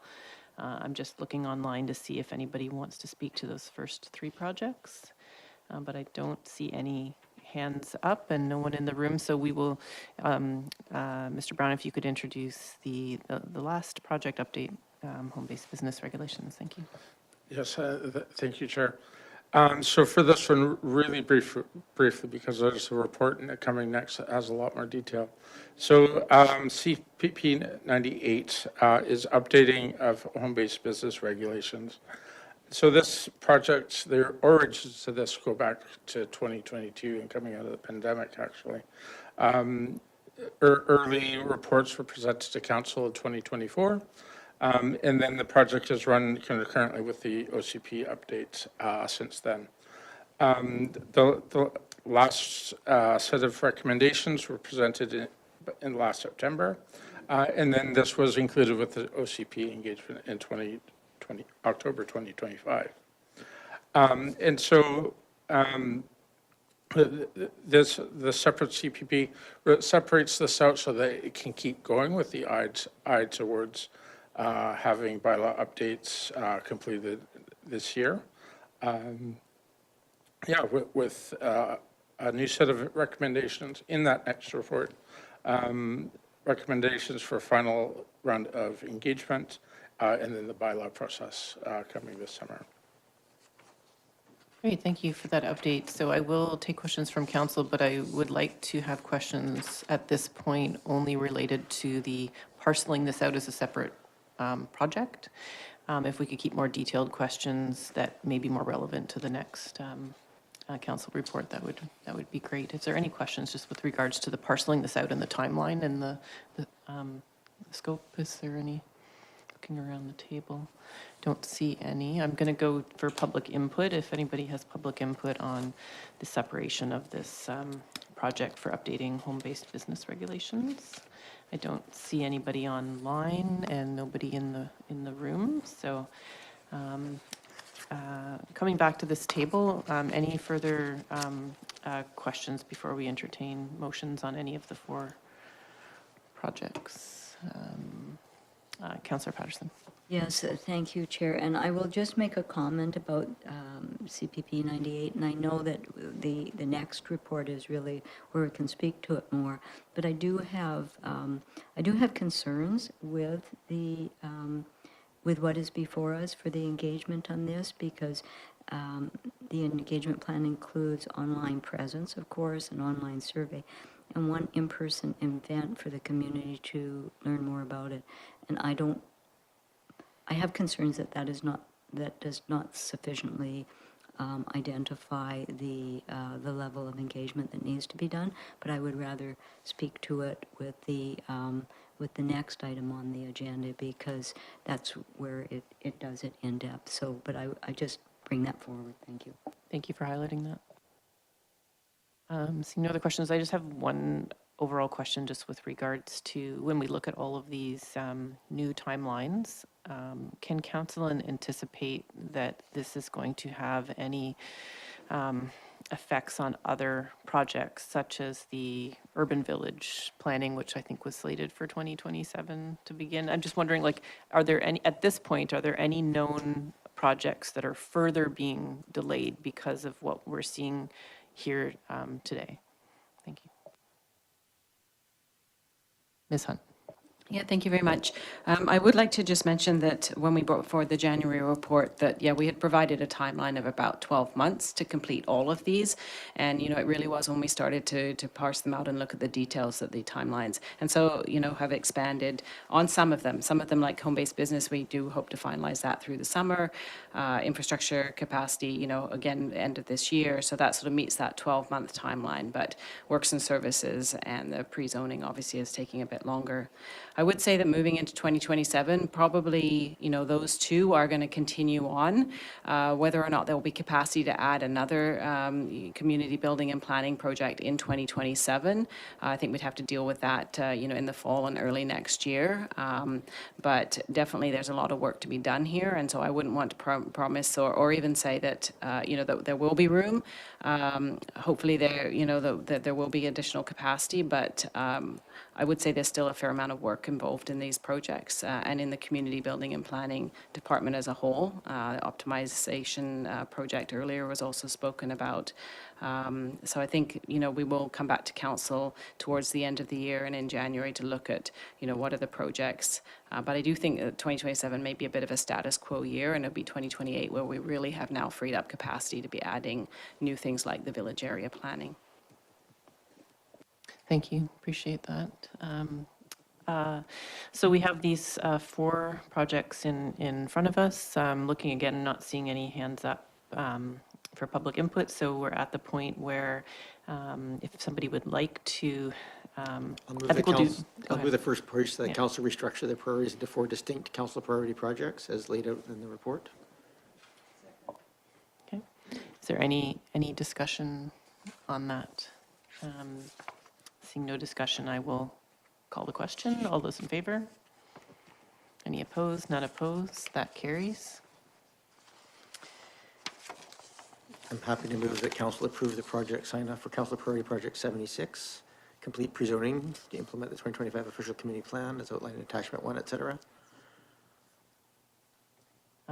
Any comments at this point? Mayor Murdo? I'm just going to, yes, discuss at the moment. I'm going to just suggest a motion. Sorry, I typed it in a different part here as we were Can we talking. potentially do that as a motion arising at the end? I just feel like it's not really directly related. Do you feel like it's really integrally related to this project? Because I'm asking, it just, the modernizing zoning piece is the part Okay. that I'm asking that to be Okay, included. okay. So I will accept that. Thank I'll you. make the motion if you don't feel it's in order. Thank I'll you for respect that. clarifying. The motion would just be that the amendment be amended to include review of mid-block infill housing zoning under the modernizing zoning task within that report. A seconder for that amendment. Do you want me to read that again, or is that? Yeah, read it one more time. That would be great. So just to amend the motion to include, so the recommendation here is always to advance it, and to include a review of mid-block infill housing zoning under that modernizing zoning task within that report. Seconded by Councillor Green.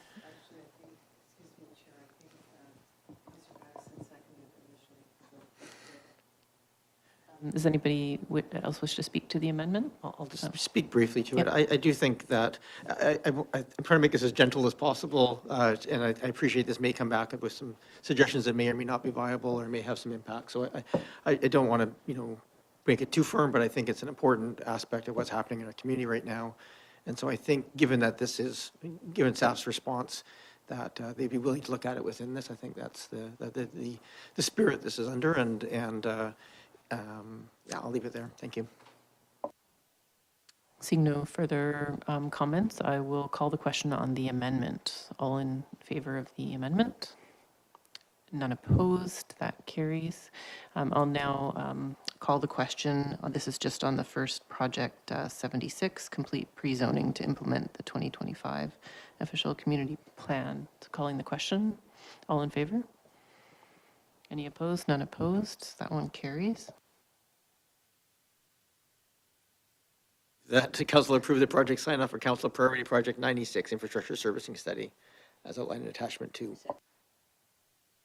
Any comments? Seeing no comments, I'll call the question. All in favor?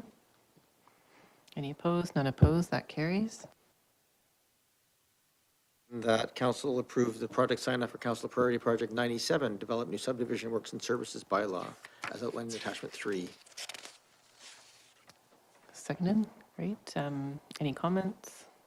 Seeing no comments, I'll call the question. All in favor?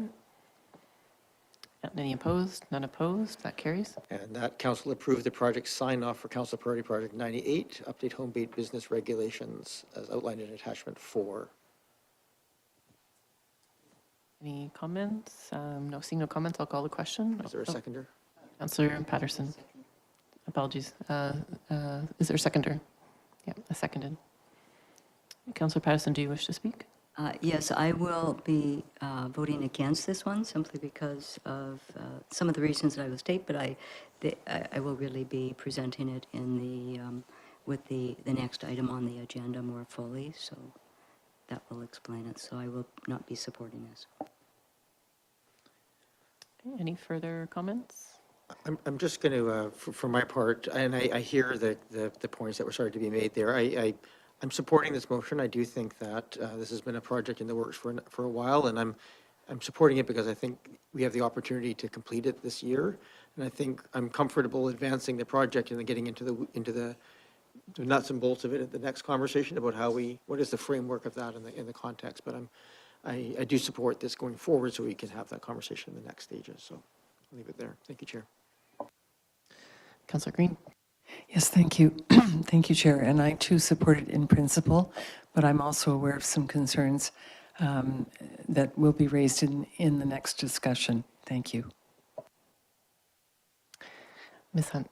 Thank you very much. Yeah, I'm just cognizant that if in the next discussion you add additional community engagement consultant, that will change the timelines that are part of this sign-off sheet. So just recognizing that you're signing it off, and then there may be things that then sort of negate what you're signing or what you're approving here in the sign-off. So I just wanted to highlight that. I'm going to just make a motion then to defer the consideration of the motion until after consideration of item 8.3. So you're making a motion arising, was the second? No, it's a Yeah, motion to defer motion to the defer, vote, okay. the consideration of this matter until we complete 8.3. Okay. Okay. So we have a motion to defer, so I'll call the question on the deferral. All those in favor? None opposed? Okay, so we'll be dealing with that after the next item. Thank you for that suggestion, Mayor Murdoch. Okay, so that wraps up 8.2. So we'll move now on to 8.3.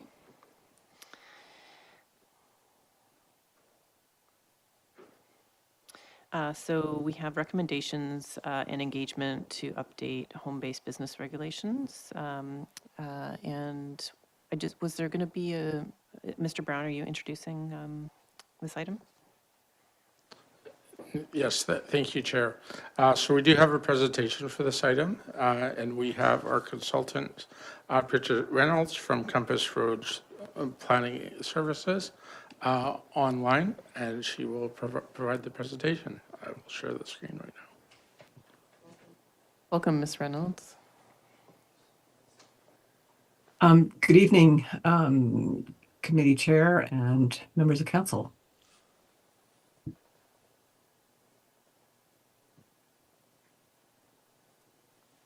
That's great. We can see the screen and you can begin anytime. Okay. So thank you. Nice to see you all again. So if we go to the next slide, so just for your to remind you, this project goes back to council direction from 2022.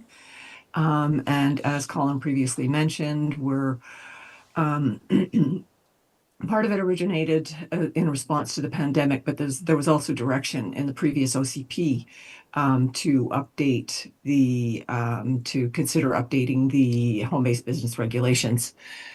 And also recognizing, the changing nature of working from home as a result of the pandemic, but also the changing nature of business and online businesses and so on. So with this initiative, the proposal, the objectives of this project are to expand opportunities for home-based business regulations, and also to consider regulations to mitigate or minimize the potential impacts to neighbors. And it's also important to note that as we're moving forward, the proposal for home-based business, the changes to the home-based business regulations are such that home-based business would continue to remain an accessory or secondary use to the principal residential use on the parcel or within a dwelling unit. And also remembering, wanting to develop regulations that are drafted so that they're enforceable, they're easy to understand, there isn't sort of internal contradictions with other bylaws, and also that there is some flexibility. So this came to council back, the first report came to council in the summer of 2024. And with that, there was a considerable range of possible recommendations that were presented. And council provided direction on refining those possible amendments, as well as identifying some criterion for the tiers, taking the tiered approach. And so as we moved forward with the OCP update, the engagement was integrated as part of that process. And then last fall, we presented a report together with the recommendations for the OCP update. There were recommendations. There was a memo in there for recommendations, amendments to home-based business. And then in October of 2025, we, together with the overall OCP update initiatives, we asked a number of questions and participated in that, getting some input from community on some possible changes. And as you're well aware, the OCP was adopted, and additional policies were added related to home-based business. Again, reinforcing the idea of expanding, creating more flexibility for home-based business operations in the district. Next slide, please. So the result, what you've got before you here, is the results of the engagement that took place last fall.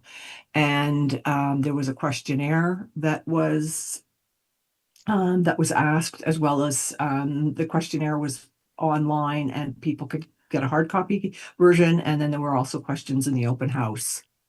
And then before I go on to these, I just want to remind you that back in May, we also, as part of the OCP review, we asked community members a general question as far as the how they felt about increasing opportunities for home-based business. And with that one, we got, there was over 800 responses. And what the responses provided, the information that about 49% of respondents agreed with the idea of expanding home-based business. 39% didn't have an opinion on this, and only 17% disagreed with the idea of expanding home-based business opportunities. So then in October, we asked some more specific questions, and there was 6 in total because, as you'll recall, there was a considerable amount of information and input being sought from community members. So this was so we asked these 6 questions. There was, when combining the results from both the questionnaire and the open house, there was very strong support for expanding childcare options. About 80% of respondents agreed to that, creating different pathways based on potential impacts. And what we were trying to get at there was that tiered approach. And there was 73% of respondents agreed. And 73 respondents also agreed with expanding urban agriculture. When we got the other 3 questions that we asked about asking, permitting, should home-based businesses be permitted in all housing types? Should merchandise display be permitted in the home, and should sales and delivery of goods be permitted? The responses for those 3 questions were split such that about 50% of respondents didn't support those questions or those proposed amendments. But about the same, pretty much then 50%, it was broken down that either supported it or they weren't sure. So it wasn't really very clear as to what that there was a little more uncertainty, I guess, as far as in response to those few questions. And we also got, with the open-ended question, some of the comments back. People commented that they wanted to ensure that there was clear definitions, that inspections were going to be required, and issues like parking, noise, and improper waste disposal had to be managed. Next slide, please.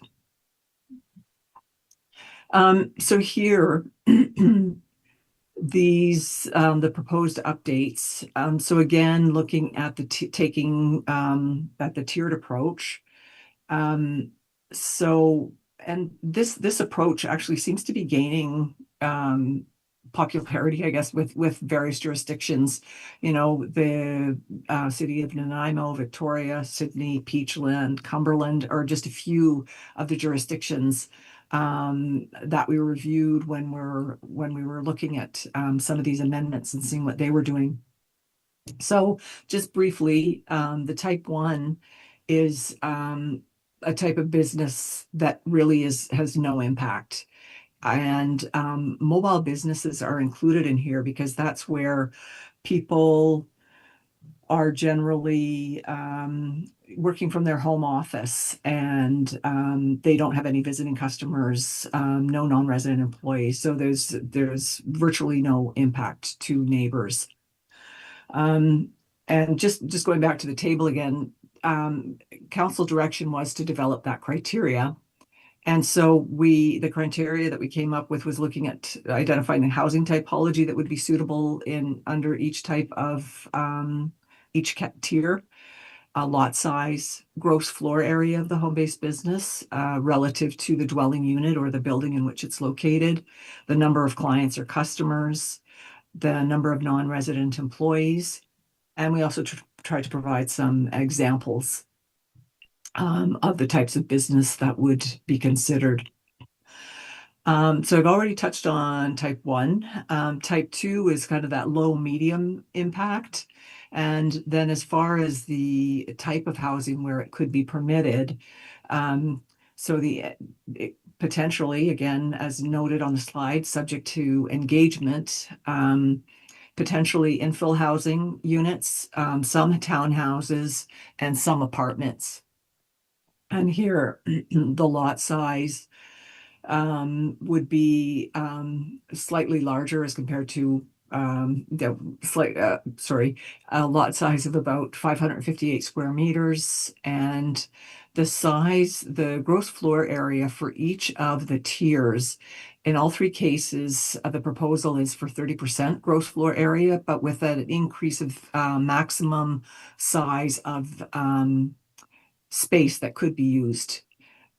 So in the case of the type 1, it could be 28 square meters or potentially 28 square meters, about 300 square feet. In the type 2, 46 square meters, about 500 square feet, or in the high impact, high traffic, again, 30% gross floor area up to a maximum of about 70 square meters or 753 square feet. So under the type 2, for clients or customers, the proposal consideration is for one at a time, and it be by appointment. Non-resident employees, consideration for 1 full-time, 2 part-time. And to note that that's the current bylaw, what the current bylaw allows.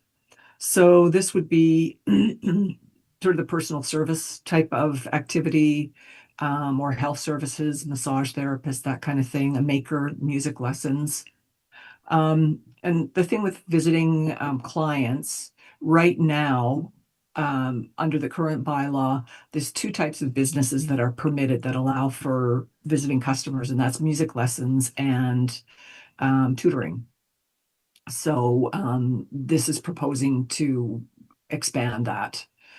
And then we move to the high impact, the high traffic type of home-based business. And here, the proposal is, again, infill housing and some townhomes, generally ground-oriented type of dwellings. So this would be larger lots, over 1,000 square meters, or corner lots or lots fronting onto the BC Transit bus route. And this is consistent with a recently adopted policy in the OCP to allow consideration for rezoning to allow for townhouse use. So we've talked about the gross floor area, and as far as clients or customers, proposing for a maximum of 7 on the site at any one time. And these would be by appointment as well. So trying to avoid drop-in customers. And then for staff, proposing 2 full-time or 3 part-time. And as far as an example, this could be a maker, a fitness, yoga, or yoga classes, that kind of thing. And we recognize that childcare and urban agriculture are sort of special or unique home-based businesses, and they would have some separate type of regulations associated with them. And I'll go into the next slide to discuss more about the proposed regulations. So here, some of the concerns have been expressed related to deliveries. So the proposal here is restricting those to 7 a.m., between 7 a.m. and 7 p.m. And remembering it's kind of hard to distinguish between personal and business related deliveries.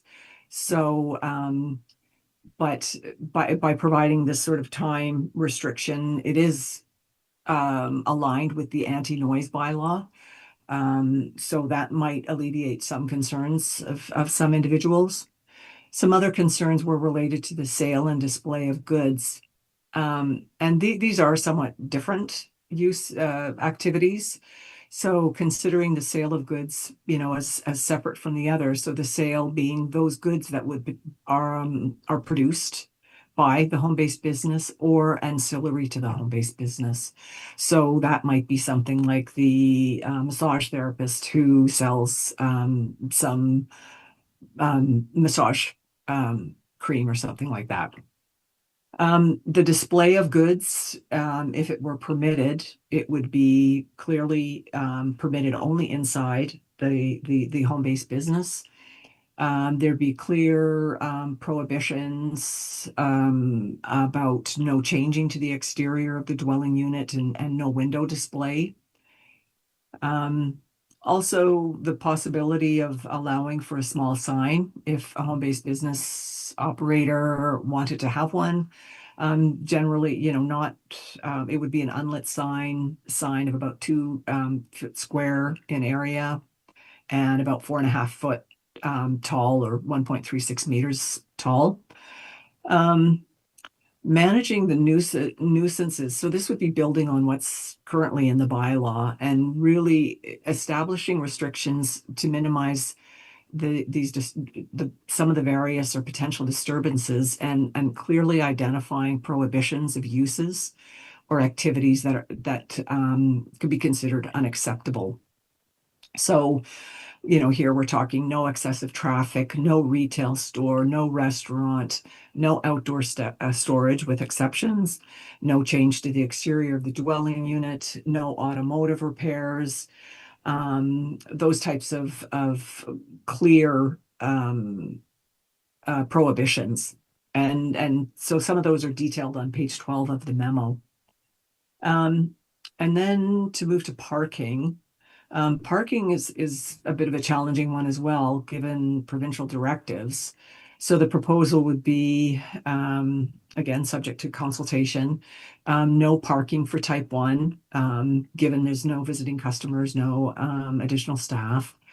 And with consideration for requiring parking based on staff. So for type 2 or type 3, possibly 1 parking space for 2 staff members to a maximum of 2 parking spaces. And also the considering the opportunity to allow for parking of a commercial vehicle.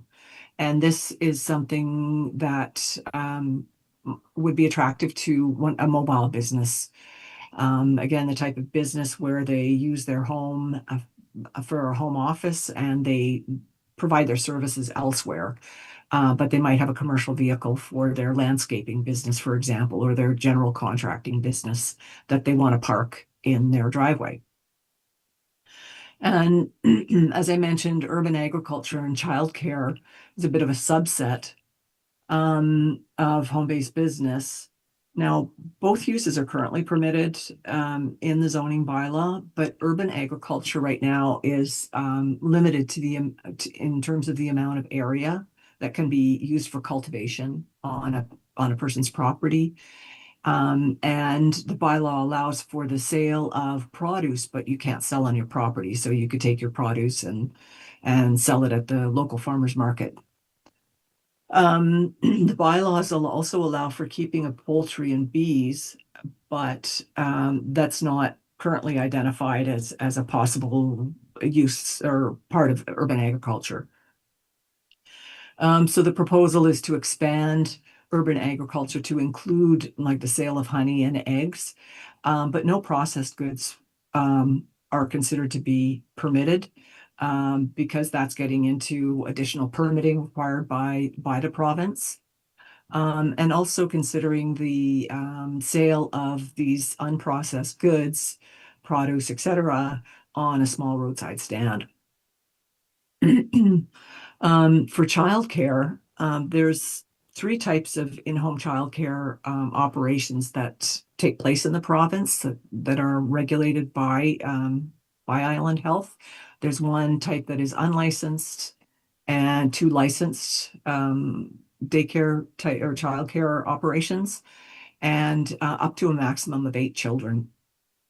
And in both cases, in terms of these 2 uses, both would need to be permitted to use outdoor space for their operation. And then we get into the district operations, considering possibly a scaled fee structure, recognizing that type 1, for example, is a more straightforward type of license to be issued, doesn't involve the same level of review and scrutiny or information to be submitted. And so potentially having a lower fee than one that is like a type 3 more of a high impact, where they're going to have to provide a site plan and a lot more details as part of their application. Possibly inspections might be required, and it could be that inspections could be self-reporting, as in the case of the short-term rental regulations.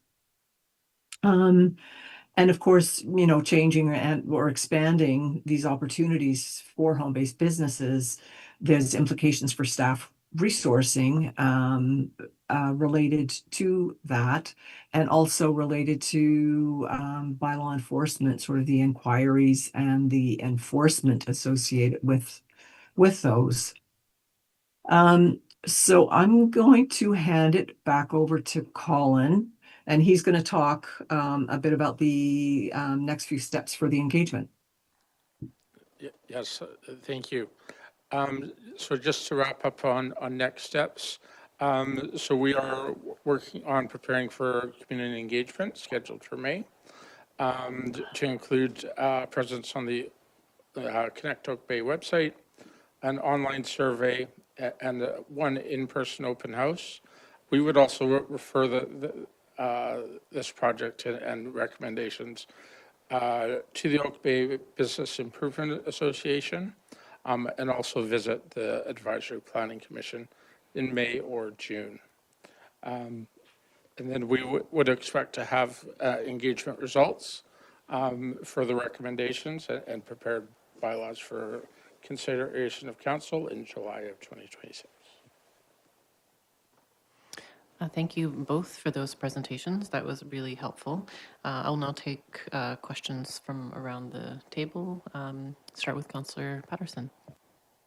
Yes, thank you, Chair, and through you once again to Mr. Brown. He has a lot of work on these this evening, but to yourself and to the consultant, thank you for the report. I do have to start with some questions.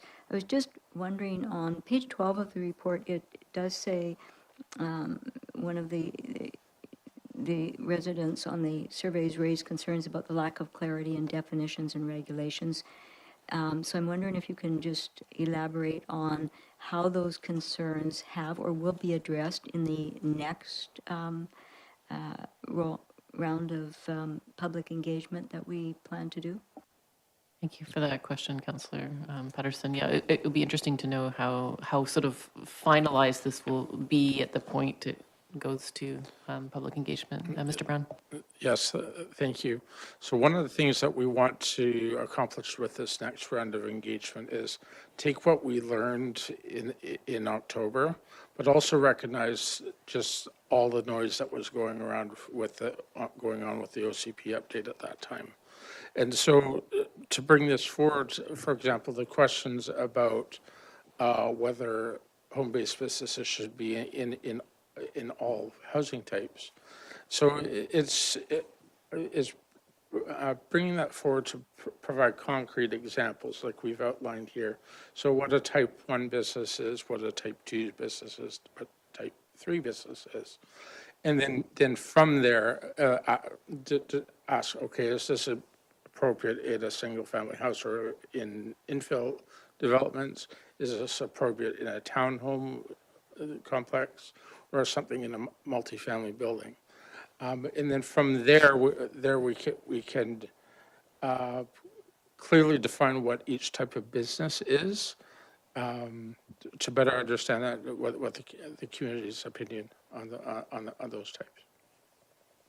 Does that answer your question, Councillor Patterson? I think it elaborates on it, so yes, I think that assures me that it is something that will be taken into consideration, so thank you for that. And if I may continue, a question came to mind, especially and listening to the presentation again and talking about some of the uses like makers, but that can be positive, but it can also have environmental impact, and I'm wondering how we will be assessing the applications for environmental impact. Even, I think most people think of artists as being well appreciated in the community, which they are, but some of the processes are not necessarily environmentally friendly. And so when the applications come in, will there be more in-depth questioning to assess those environmental impacts to the district?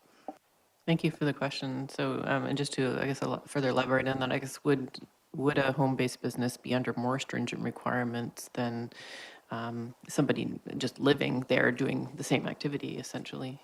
So, yeah, if you could just elaborate on that. Thank you. Mr. Brown? Yes, through the chair, it is difficult to regulate what actually happens inside a building. And so, yeah, one part of this process has also been working with our staff, so our licensing staff by law, to understand what the impacts are to the operations. We've already had one meeting with them. This is definitely a question that we can take away to them for a meeting that we'll have later on to ensure that questions like this are addressed at the appropriate stage. Go ahead, Councillor Patterson. Yes, thank you. Thank you for that, that response. We did talk about mobile businesses, and certainly what I am seeing evident around the district, and not only in this district and other districts, is that there is more than one mobile vehicle attached to the businesses. So is it planned that we would, in fact, in the district of Oak Bay, restrict the number of mobile business vehicles to a unit or a site? How would that be managed so that we encourage land use? We don't encourage it for parking, but we actually encourage it for housing. Yeah, great question, Councillor Patterson. And I guess, you know, this being a home business policy, yeah, maybe if you could elaborate. I don't know if this is better for you, Mr. Brown or Ms. Reynolds, but as far as the regulation of mobile business. Yeah, I'll refer this one to Ms. Reynolds, who may have that information on the tips of her fingers. Yeah, the intent is that, I mean, it would be essentially one vehicle. You know, it's not, a home-based business isn't intended to allow for sort of that marshaling activity. That's not something that would be appropriate in a residential setting. I mean, as I understand it right now, somebody who has a commercial vehicle as part of their business, whether they're as an employee, they can't park it in their driveway. They have to park it, I think, in their garage. It may be that people are doing it, but then that, of course, becomes an enforcement matter. Councillor Patterson? Yes, thank you. So then, just to ascertain, it would be one, but it would really be up to the district then to actually enforce the regulations for compliance. And I think it's a concerning issue to many in the community, because with some of the quite large lots that Oak Bay has, I think that, questions I have had is that, well, does this encourage building a larger home so that you can have a larger area of home-based business? And then with the larger lots, you can also have more space available for vehicles. So I think, I think they're valid concerns. My last comment that I will make on this is that certainly this survey information was useful, but I think it is concerning that up to 51% of the respondents didn't really support or didn't either didn't support or didn't really fully comprehend what this would mean to the district. So I think that is one thing. But also, there was no direct information relative to the potential impact on commercial, retail, and business districts within Oak Bay, because our villages are very important to us. And certainly, home-based businesses can reduce demand for space in commercial development, which would increase vacancy rates. They can decrease foot traffic in our villages and shift the traffic demand to more of the residential neighborhoods, or even force a shift to mixed-use developments over a village-type commercial. So certainly, I was looking for focused feedback from merchants within Oak Bay Village, Estevan Village, and those. Councillor Patterson, can you phrase that as a question? Yeah. So if either the consultant or our staff could explain how or what interaction we had and how we plan to engage with our commercial and retail operations in the next round of public engagement. So, Councillor Patterson, what I'm hearing is it in the scope of this project to really look at, the impact that perhaps this policy may encourage more home-based businesses, and are we actually looking at that bigger picture scope of diluting our commercial activity in our village centers, and what are we doing from a big picture perspective with this policy, and has staff given any thought to that or included that really big picture scope to this project? Mr. Brown, big question for you. Yes, thank you. So we have added the step of referring this project to the Oak Bay Business Improvement Association in an attempt to get at that question. I'll admit I'm not as familiar with exactly who might represent that group, whether or not that would sufficiently represent folks on the Avenue or in Estevan Village or elsewhere. And so, Mr. Brown, if I could just comment on that, and perhaps Councillor Green might want to say so. Our BIA is mainly focused around Oak Bay Village, so I'll just pass it to Councillor Green. Yeah, if I can just help out on this particular question. The BIA only represents Oak Bay Avenue, the Oak Bay Village businesses, and we in fact have 4 village centers in Oak Bay, in Capper Bay Road, Estevan, and the one at the bottom of Foul Bay, which is that little node, commercial node. So I think, we would be wise to reach out to all of the 4 village centers if possible. Thank you. Back to you, Mr. Brown.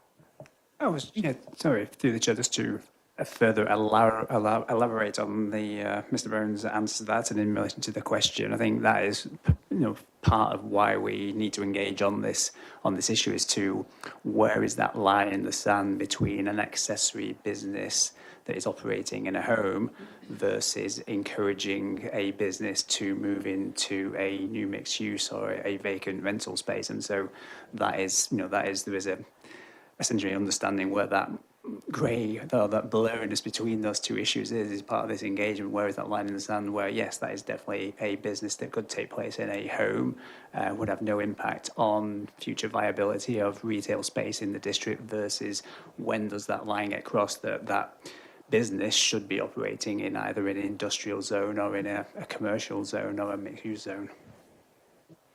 Thank you for that. And if I, Councillor Patterson, could take another one of your comments and turn it into a question just with regards to the gross floor area part of the chart that's been provided for us. I'm just wondering, with the comment of how big the house is and how big the spaces could be, when we see in the chart 30% of gross floor area of unit or building up to a max of 70 square meters, is it the larger of those two or the smaller of those two that would dictate in that chart? And perhaps that's a question for Ms. Reynolds, or can you answer that, Mr. Brown? I will refer to Ms. Reynolds. Sure. So through to the chair, the gross floor area. So it's 30% of the gross floor area of the building in which the home-based business is located up to the maximum. So it's it's the maximum would be that the 70 square meters or the 35 or whatever. Yeah. Thank you for that clarification. Councillor Patterson. Thank you. Thank you for that query, Chair. And so just following up on that, then if we received as a district an application for a new build, conceivably the new build could show a certain percentage of the proposed building for use as a home-based business that could be pushing it to the maximum, providing the lot was of sufficient size.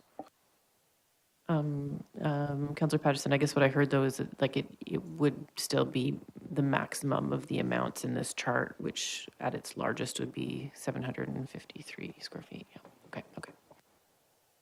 Do you have any further questions, Councillor Patterson? Just one follow-up based on the information from our consultants and staff, and that is to do a more focused engagement with the commercial and retail businesses in our community. I think that is really important. But I think as to go back to the general public for engagement again, certainly as a member of, as a resident of the community, I would be wondering about the potential. I would almost want to have that information from the commercial and retail to inform my decision about whether I supported or didn't support home-based businesses in the community. So would this be done sequentially or concurrently? How would it be managed? Thanks for that question. So, Mr. Brown, could you comment on the timeline? Would it be possible to have the referral to not just Oak Bay Business Improvement Association, but the other village centers earlier in the process so that information could be used to inform at least the open house, if not? I'm looking at the timeline, obviously not the survey, but at least the open house with that information. Would that be possible? Yes, thank you. We would need to have a closer look at the timeline and what exactly would be involved, to whether or not we'd be considering a mail-out invitation for comment, or exactly what that might take. And then if we're the engagement plan as it is meant to run concurrently, is lined up to have this project finished in July. So there's probably some wiggle room to still have this back in July, but too much delay might bring into question whether or not we can get a bylaw in front of council before the summer. Okay, thank you. I'll look to other council members to see if there's questions at this point. Murdoch? Yeah, thank you very much. And through you, Chair, I I guess I'm at a point where I'm reasonably comfortable with this going out for consultation. I do think that there are a few pieces now that it's back in front of us to provide some feedback. I know it's a bit early for feedback that we're going to sort of in question mode, but so just a couple of questions I would have. One is just, is there any consideration of like access time limits? Because many of these businesses, the tutoring, these sorts of things, they have almost no impact if they're sort of 1 or 2 hours a day, in the evenings, that kind of thing, but they have significant if they're actually a full-time business with people coming and going all the time. So just curious if there's consideration of actually adding, just delineating this a little bit by the actual hours of operations that would invite people into their building. I'll give that to you, Mr. Brown, just with regards to the different tiers. Has there been discussion over the amount of hours those activities could take place? Yes, thank you. I would say that the difficulty with that one will be enforcement. How do you really determine how long somebody's been there? With many of the potential impacts, we do expect to have as a condition of the business license that prohibits nuisances, so excess noise, odor, and one of those would be excess traffic to the neighborhood. And that would be a mechanism where we can monitor a situation if there does appear to be impact to the neighbors, where we can follow up with that business owner.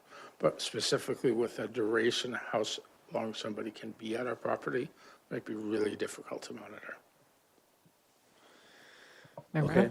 And then the other question I have has been put into this, because one of the uses here includes accessory dwelling units, is what mechanisms we would have after all this work to get these things built, that we don't turn around and turn them away from housing again and have them suddenly used as business frontages. So perhaps if we could just get some clarification on how that would be managed, Chair. Mr. Brown? Yes, thank you. It's one of those where determining, yes, there's possibility of somebody turning an accessory dwelling use into a business space, but there's also the possibility of the tenant in the accessory dwelling unit having a home business. And so there will definitely be a balancing act there.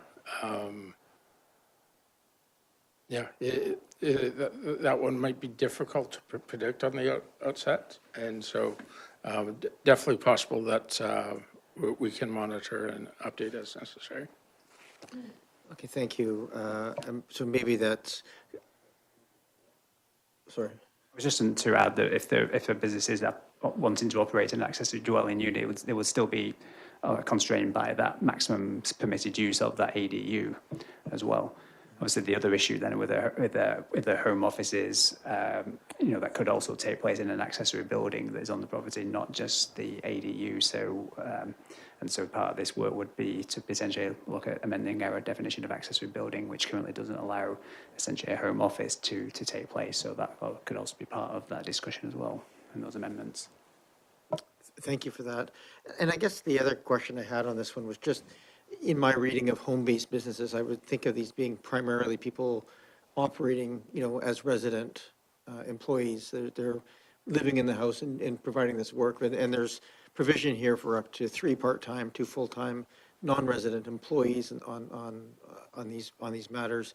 But the context here is sort of fitness and yoga classes, which would, again, typically just be the owner running these things in their thing. So I'm just trying to get a sense of why we would allow for multiple employees, which I think would change the nature of a home-based business into much more of a commercial business. We'll give that to the consultant, but I'll go through you, Chair. Thank you for that, Ms. Reynolds. Sure. Well, the home-based business is a commercial operation. It is allowing commercial use in a residential neighborhood, in a residence. And I guess part of the conversation is what is the District of Oak Bay comfortable with, and maybe additional employees is not. It's just anticipating that some when you are getting into those sort of high traffic type of home-based businesses, it is not uncommon that additional employees are permitted. I mean, currently the bylaw does allow for one full-time and two part-time staff. And when we met with the bylaw enforcement officer, that wasn't something that he identified as being problematic in the district. But again, it could be that the numbers of employees are less than what is proposed on the table, as shown on the table in the slide and in the memo. But yeah, by its nature, I think we have to remember that home-based business, it is a commercial use. Thank you for that. I think that concludes my questions. Any further questions from council? Not seeing any. I just had a couple myself. Perhaps for you, Ms. Reynolds. One of them was just with regards to the mention of allowing roadside stands, and I just wondered, is there any allowance for selling crafts from roadside stands being considered? We see quite a few of those in surrounding municipalities where people have put up little stands and are selling sort of arts and crafts, and I wondered, is that something that is being considered in this? Thank you. Thank you. Yeah, the proposal would be that sales of goods produced by the home-based business would be permitted, or sale of goods that are ancillary. So potentially, if the resident is a producer of crafts, then that they would be able to sell some of their crafts. Although I guess that's something that would need to be looked at, because the thought really was with the roadside stand that it was the sale of the produce, the goods that are grown on the property. So I think it could be balanced by way of the majority of the sale of goods on the roadside stand are those that are coming from the agricultural activity, and not from the crafting activity. But it could be limiting it perhaps by that, which and then becomes an enforcement matter as well to try to balance. If I could just add to that. So Mr. Brown. the topic of a roadside stand is also something we haven't really tested in engagement. So this would be one of those questions, whether or not to allow the roadside stands to start with, and then just what could be sold from there. And I think that will be there will be a number of questions about those in this next survey. Thank you for that. And I think my second and last question was just kind of related to that as well. Ms. Reynolds, you had mentioned not allowing processed goods, and because they were regulated by the province. And I guess my question just back to you would be, since they are regulated by the province, why would we not potentially allow them to be sold, because we don't have to regulate it, somebody else already is? Or is it a risk and liability issue for us? I don't know if you have a response to that. Thank you. Thank you for the question. Yeah, I mean that there is an increased risk associated with sort of the produce, the processing of some of these goods. Yes, where they might have a license. But then it's, if somebody's selling jam and they didn't do it properly, then there is the risk associated with that by selling it from their home.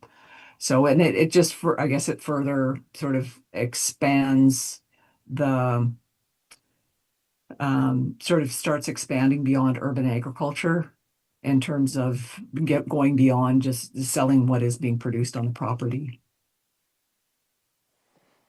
Okay, thank you for that answer. I just want to encourage members of council, if they're thinking that they might wish to put forward an amendment to this motion, that they may have additional questions to ask staff around the implications of those amendments. Councillor Patterson. So thank you, Chair. And a question that comes to mind in listening to all of this is, depending on what is decided here, do we have an understanding of what the cost to the district will be to have home-based business operations running in the district?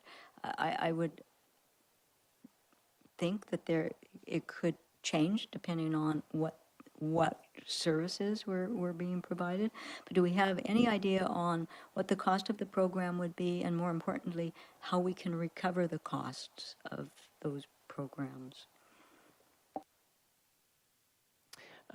Question to you, Mr. Brown, if you have any response just to the, I guess, ongoing bylaw enforcement costs, or even additional monitoring that may be related to this project? Yes, thank you. So we did have a discussion with our bylaw and our licensing staff about what the tiered approach would mean. Up to the potential to be a tiered system approach to the fees as well. So the types that might involve more inspections or more bylaw attention may require a higher fee. We didn't resolve it to get to exactly where those might be quite yet, but yeah, we have had those discussions already. Thank you for that. Any additional questions? I would just open it up to public input. I don't think there's anybody in the room to speak to this, and I don't see any hands up online, but just checking if there was any public input. So seeing no one online or in the room that wishes to speak to this, I would just recommend, if someone's willing to make the staff recommendation, that we could potentially start there.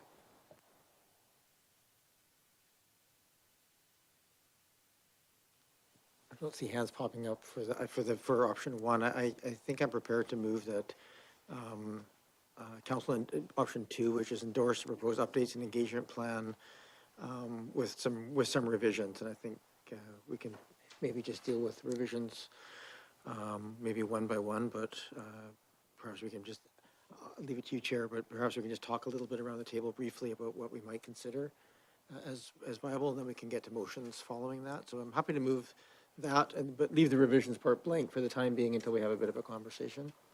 Yeah, I'm happy we could each go around the table and share, starting with you, Mayor Murdoch, and go around the table, and then perhaps we could deal with them, each potential item as an amendment that we vote on to the option two motion.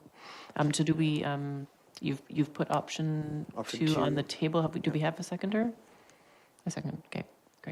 Okay, so I'll just take discussion casually around the table now. Thank you. Sure. So just at a very high level, I think, my general principle of this is that, one, not making it more complicated than it has to be, and two, making sure we're not impacting the legitimate commercial businesses in our community. I think those are probably the two key things. I think, and I don't know how much of this needs motions, but, I do think we've had for years, the only really acceptable thing was music lessons and tutoring. And, I think probably carrying on that tradition and making that as easy as possible to do those services and not treat them as businesses or have any costs and so forth would be very beneficial. I do think restricting non-resident employees is a really key one. I think that's where you're getting into, especially now that everybody can work in their own independent homes. You don't need to have people, even in a home office, working in the office directly, and that has the maximum impact on parking. I think the ADU comments, I think were probably fine. There was a comment earlier about the commercial parking, and my take of that, I think that the rules that we have about no commercial parking in front of a house, which is the current rule, should still stand. I mean, it's not during the day, but at nighttime that's required. to be either beside or behind the house if they're going to be there. And I do think there may be some nuance. Appreciate, again, this is people signing up for a business license at reasonably low cost, saying, here's my intention as a business. I think the classes of understanding whether this is going to be people coming and going all day or just a couple hours a day would be helpful to differentiate a little bit in terms of type 1, type 2 pieces. I really don't, I think that's probably those pieces. I think also just as a little aside, something that we have, there's a kids entrepreneurial show that happens every year, and I support it by signing off a whole bunch of kids' business licenses for their show. And I think it might be nice to actually have a printable, like a one-day thing that kind of helps encourage, kids having lemonade stands and those sorts of things. Be kind of a nice little add-on to the whole piece. Probably doesn't have to be part of our bylaw, but maybe a nice way of just bringing something positive to the overall program. So those are kind of my thoughts in terms of those things. I think the broader structure of this makes sense to me. I do think, though, that the thrust of this, to me, should be not encouraging substantive businesses, driving lots of traffic. They should be supporting businesses as they're starting, as they're growing, or if they're, home-based businesses, those should be super easy, super straightforward. And then most of these, things like even the, I've known a number of, they're not legal technically, of these home-based fitness things, people running Pilates classes or yoga and stuff. They're not impactful, but they're typically just a couple, 2 or 3 classes a day that kind of get run through. And I think if we're accepting that that's a fairly limited use, it's not a full-time thing that's running 8 hours a day, 7 days a week, then I think it's a very different impact, both on other recreation services that have to pay commercial rents, which we don't necessarily want them competing with at an unfair basis. So those are my thoughts up front. Councillor Patterson? Yes, thank you. And I certainly agree with the non-resident employees and the commercial parking should remain as it is. It's not what I'm seeing right now around the district, so that will be a work in progress, I'm sure.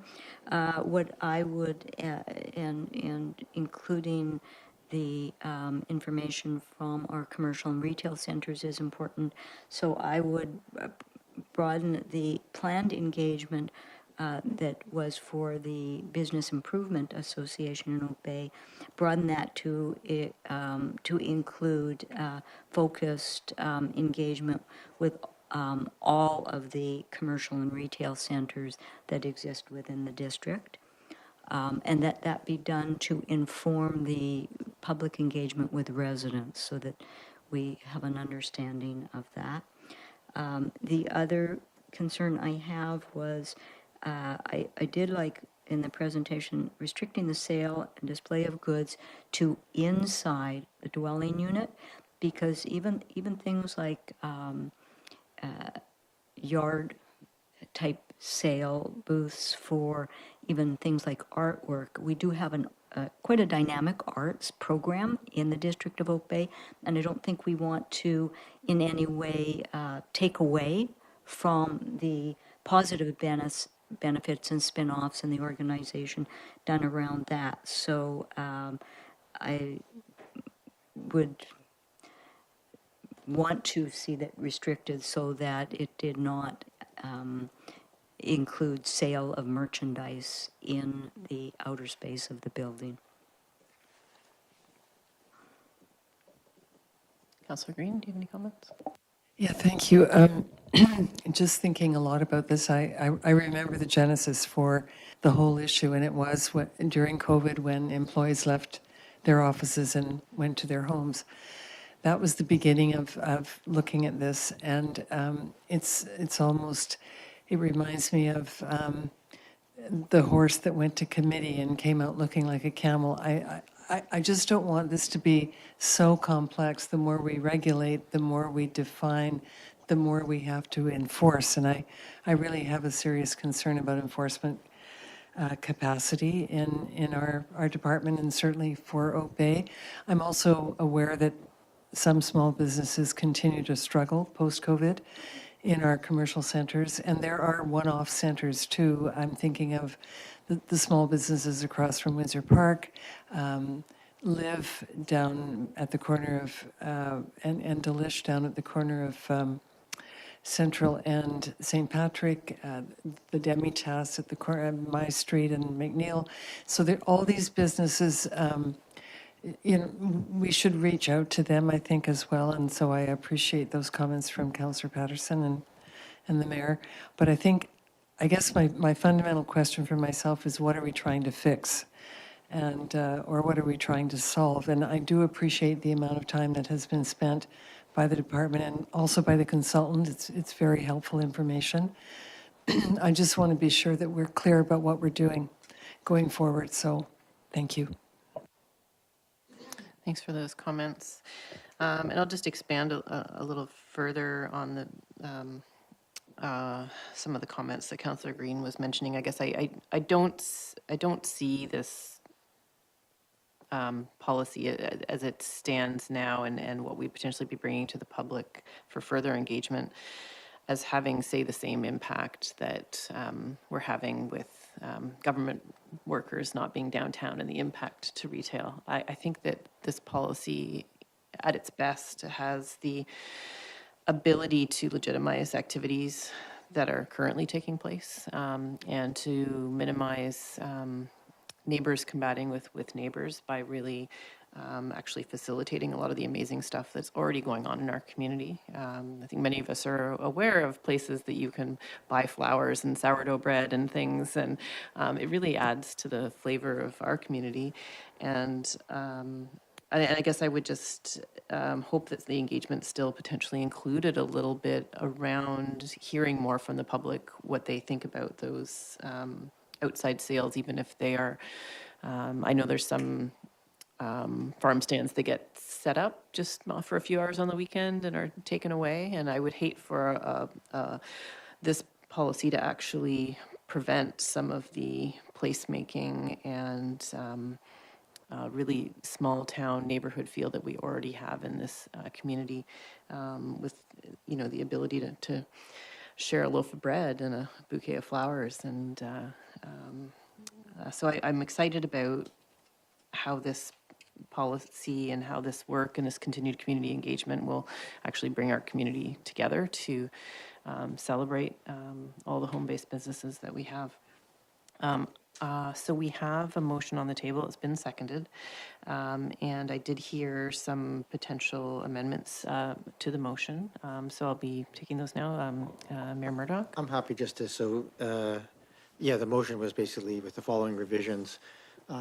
So I don't know how you want to deal with this. If you wanted me just to make them one, and we can have a quick add-on to amend. If we to could make include them one at a time and then make an amendment, we'll get it seconded. Okay, so my first amendment would be just to include extending a direct invitation to businesses to participate in the feedback process.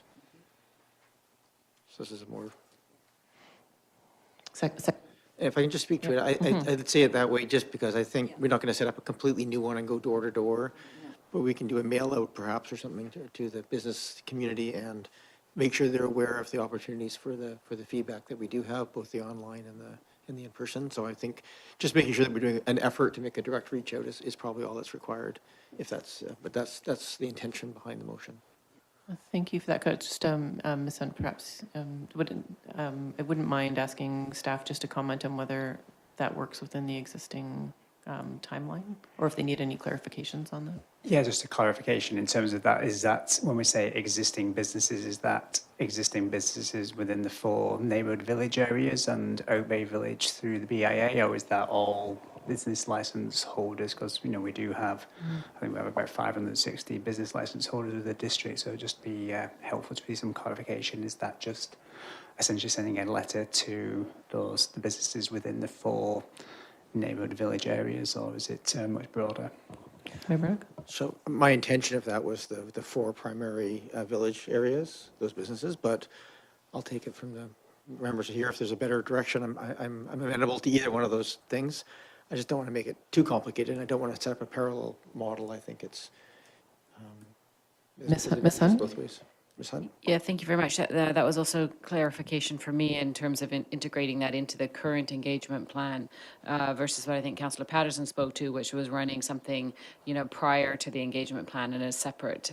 So I would like to be really clear on that because I think that will have a different implication. So right now, Mayor Murdoch has moved it that we would just, reach out to existing, businesses and we can use our judgment in terms of whether it's the four core, if we've got, addresses and we can use a business licensing list but we will reach out to businesses to ensure that they're aware of the online survey and aware of the open house so that they can participate in that.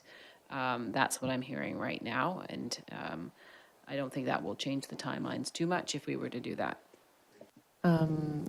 Thank you, Ms. Hunt. And I guess my interpretation, and I'll ask you, Mayor Murdoch, of your motion was really with regards to the next steps. There was a line item around engaging with the BIA.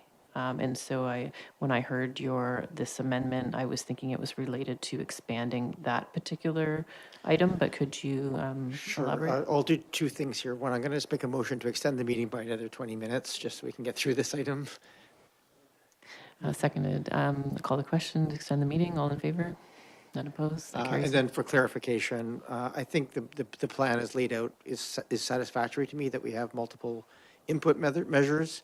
I think asking the BI directly is very helpful because they have a lot more sort of dialogue going on, and they have probably a sense of the impact on the vibrancy of the village, the primary village. But just to extend the invitation to all the other businesses, and I'm comfortable with staff determining how wide that goes out. But I just think we need to do something proactive to make sure that businesses are aware that we're doing another round of survey on this. So my intention of this, keep everything as it is, but make sure we do a bit more of an effort for direct reach out to inform people, to invite them to participate. Thank you for that. So what I'm hearing is it's an additional item on the list that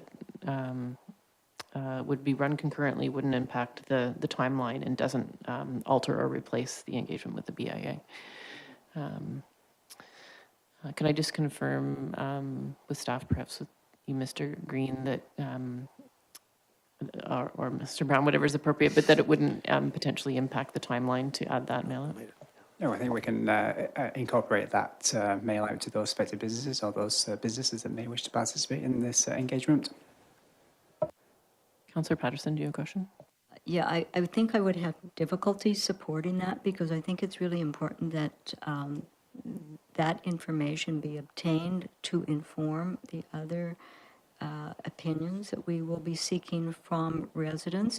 And earlier, Chair, you were talking about a village plan. And I mean, it's hard to plan for commercial zones and retail operations if there's uncertainty about this. And I would think that it is not just the businesses that this might concern. It will be the owners of the properties, and they may not always be the same as the person operating the business. So I think that I think this is an important step, and knowing the concern that already was expressed by the community in the first round, I think we have to go back to the business community and be very fulsome in what is planned on this. There may be aspects that don't concern them, and there may be some that do. And I think that would provide better information to go forward for public engagement. It would be better information for council to have to direct the rest of the public engagement. Whereas if it's all happening concurrently, we will not have the benefit of being able to, as a council, take that feedback, make some decisions, and decide how we want to then undertake our public engagement for the broader community. And of course, I will be looking for costs and cost recovery too to come forward, because I think that will be a major question on some of this. So anyways, but that I will have difficulty, respect what the mayor is attempting to do, but I don't think it will provide us with the information that we as a council need or residents need. Councillor Green, did you wish to speak to the amendment? Sorry, I think I've made my comments. Thank you. I'll just speak that I will be supporting the amendment. I do hear what Councillor Patterson is saying, and I do think that would be the ideal engagement, but I do think that in the big picture of what we're looking at here, this timeline is important. And I think that I guess I don't have substantial concerns about the work that we're currently discussing having a significant impact on the village centers. And if we do hear that from the village centers, I think that information, when it comes back to council, will be as impactful on its own, potentially without the added backup of residents for my decision making. So I just wanted to speak to that's why I will be supporting the motion on the amendment. So at this point, I will call the question on the amendment. So this is an amendment with regards to adding an extra scope, which would be to do a mail out to business owners, primarily the 4 village centers, but with a little bit of interpretation from staff and their contact lists. So I'll call the question. All those in favor? Mayor Murdoch and Councillor Smart in favor. All those opposed? Councillor Green and Councillor Patterson opposed. So that motion as a tie fails. Yeah, okay. I would move that council direct staff to do a focused engagement with all of the commercial and retail outlets within the district of Oak Bay prior to engaging with residents in the district of Oak Bay, and report back to council on the findings. I'll second that. Would you like to speak to the motion, Councillor Patterson? Perhaps elaborate on a little bit on what that engagement would be? Yeah, I think that the residents and I do keep in mind that there was still a broad section of the community that had concerns about going forward with this. And so they will already have had that opportunity for the first round. The second round will inform them more. The commercial and retail businesses whose very businesses can be impacted by this have not had the benefit of that. I mean, they may have heard about it, but I think that it is a very difficult time for retail and commercial businesses in all districts, not just in the district of Oak Bay. Certainly residents have expressed concern about the types of operations and vacancies in some of the spaces. So I feel, I don't feel I don't feel the same sense of need to rush this program, because we haven't had it before, as much as I feel the need to provide every support that we can to our retail operations in the district, that they pay higher tax rates. They are going through some very difficult times right now, and we need to find ways to also support the businesses in the community and not just the home-based businesses. So that's my rationale. Thank you, Councillor Patterson. Before I go to Councillor Green, I just wondered if you could please just clarify specifically what you're asking for. What type of engagement? Is it a focus group? Is it an open house? Is it what time period? Like, if there's any details you could give just to help us understand what you're asking for. Thank you. Well, I would look to have a session like this where there is more, there's more detail provided, and even some of the options that are provided, so that there's greater clarity to the retail operations. I realize that we may not be able to get all of them together at one time, but at least if we could have a good cross-section or representation, they would then communicate even more amongst themselves. And I just think that it is important that we make the best attempt that we possibly can to get that feedback and understand what the implications are. I think that's an important piece of this whole home-based business that we probably should have thought about earlier, but we didn't. And it's an important part that we need to circle back. So yes, if we could have a more focused meeting with a presentation broader in scope, such as this, and not just be inviting them to go to a public engagement session at an open house, because their questions are going to be very different than the questions we will get from residents. So if that could be arranged, and I realize we're coming closer to the summer months and that could be more difficult, although at the same time, it's sometimes an opportunity for the businesses because sometimes their businesses are a little bit lighter. So that's what I would be looking for, a very focused presentation for them. Thank you. Before I go to Councillor Green, I wondered, Mr. Brown or Mr. Green, if you could potentially comment on if we were to have a meeting specifically for business owners, what impact that would have potentially to the project schedule, understanding that I believe the intention is that this meeting would happen prior to any of the listed activities in the next steps. Am I correct, Councillor Patterson, that that's the intention, that perhaps, like when I'm looking at, Councillor Patterson, the list of like online survey and Connect Oak Bay website, like none of that would happen until this meeting took place first? Okay, thank you. Yeah, so I guess through the chair, I think I'll try and get clarification, but the way I see this working is that we would have this focus presentation, workshop, open house specifically with the business community.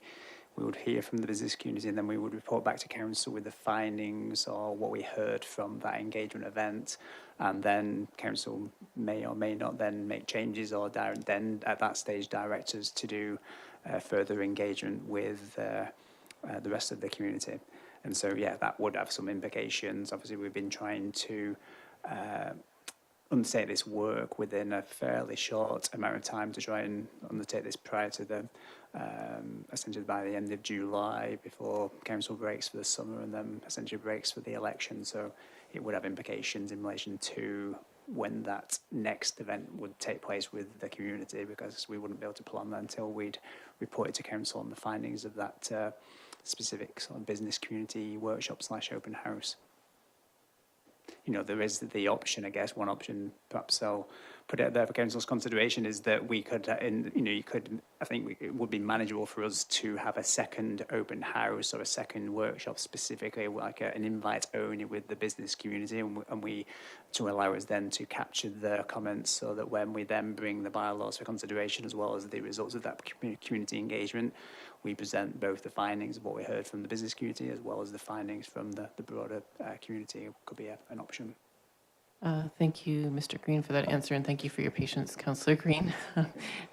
Councillor Green. Thank you, Chair, and thank you to staff too and everyone. And just following on Councillor Patterson's comments and some of Mayor Murdoch's, this affects not just the retail business itself, but it affects the owner and the employees.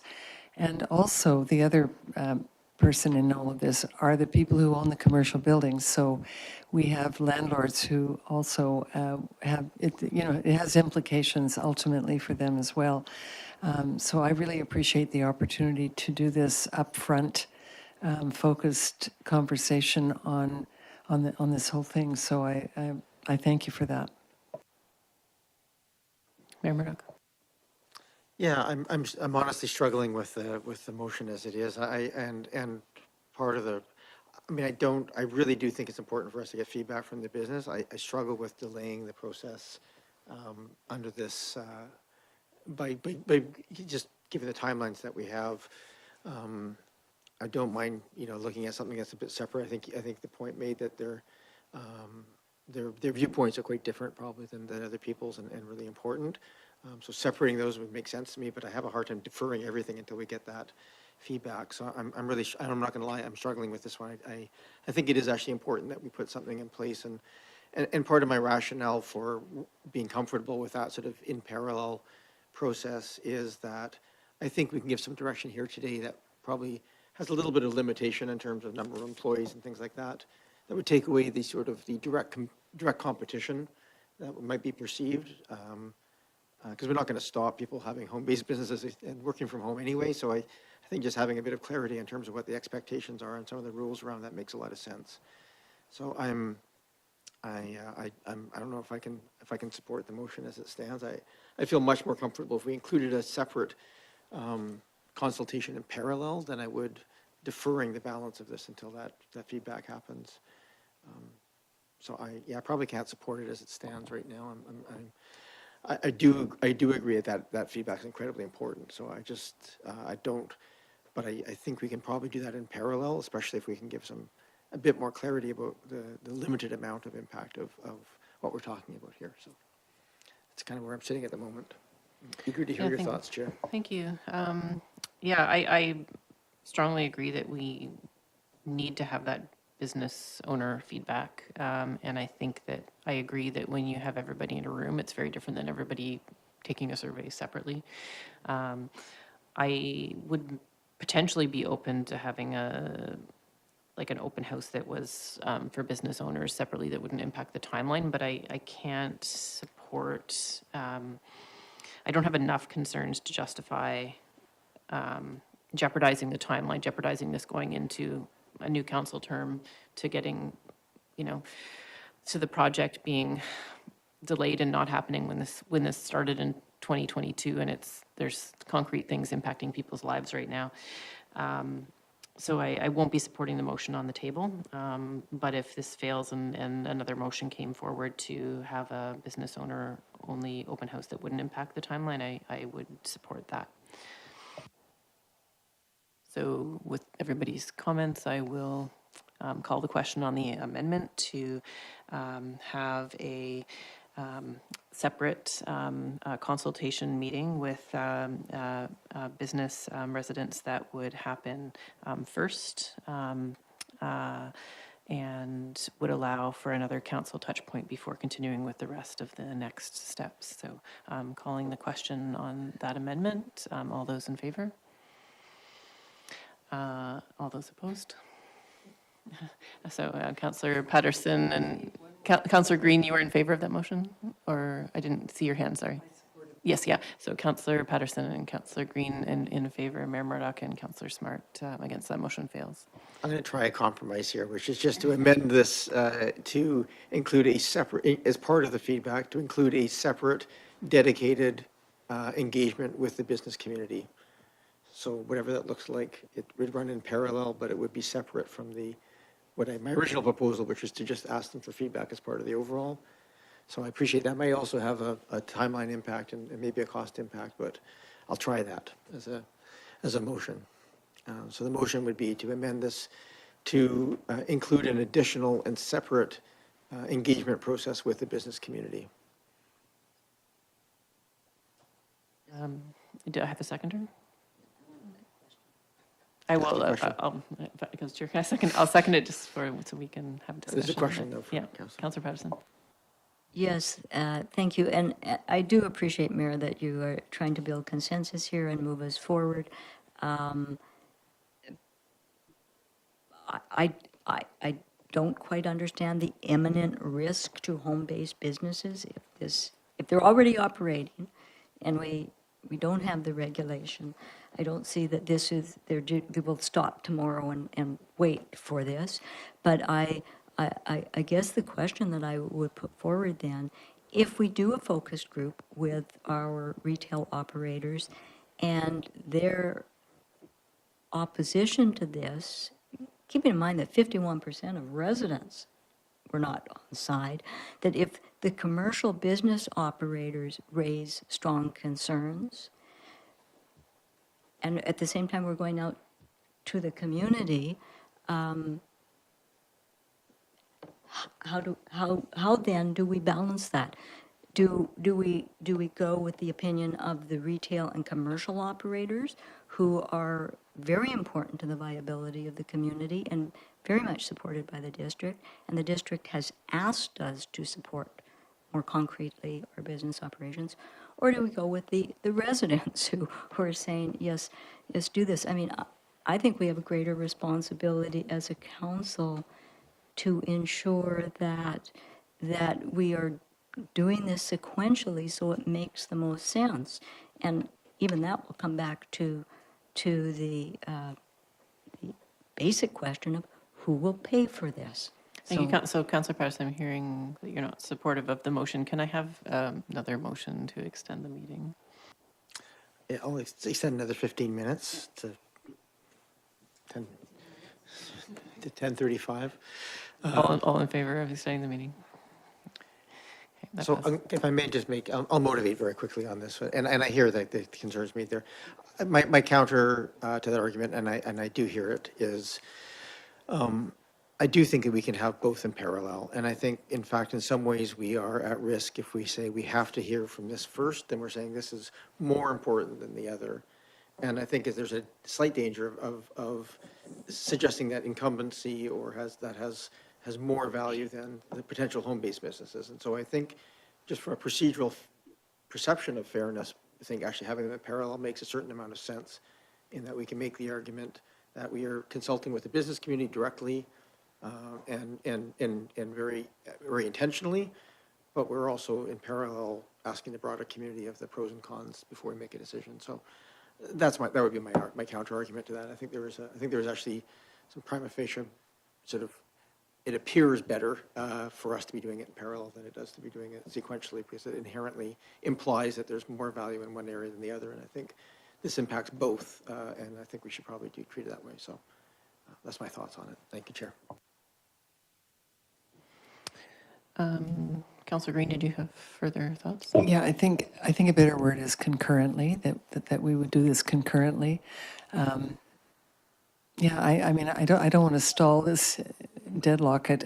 The only other possibility, if we can't get a decision at this table, is that we defer it to the next meeting when we have more councillors at the table. But I don't know. But the concurrent, I could support the concurrent process, I think, at this stage. And I appreciate all of the comments that have been made.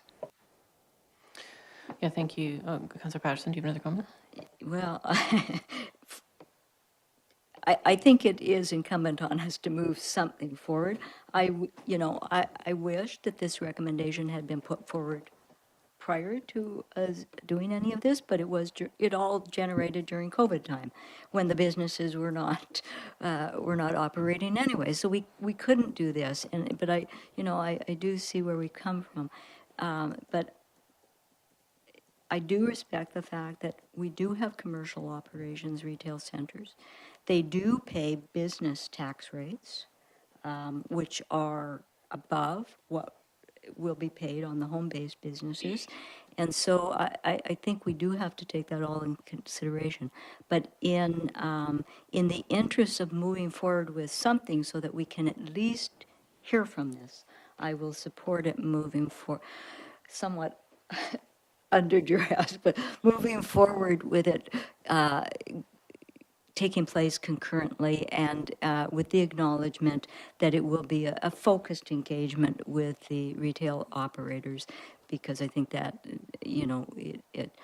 I am feeling embarrassed that they were not really included as a focus group at the start of it, because they are an important part of the business community. So thank you.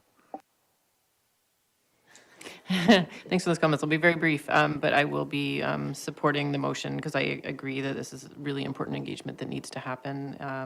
I think that if there was a risk of, I guess I don't see the inherent risk of us hearing from the business community and deciding not to go ahead with the policy. What we're going to be doing is hearing from the business community and perhaps altering the policy. And so therefore I'm comfortable with the concurrent approach, especially hearing the sort of equity piece from Mayor Murdoch. So with that, I will call the question. So this is an amendment to have concurrent engagement, a focused engagement with the business community that doesn't have substantial impact to the timeline. All in favor?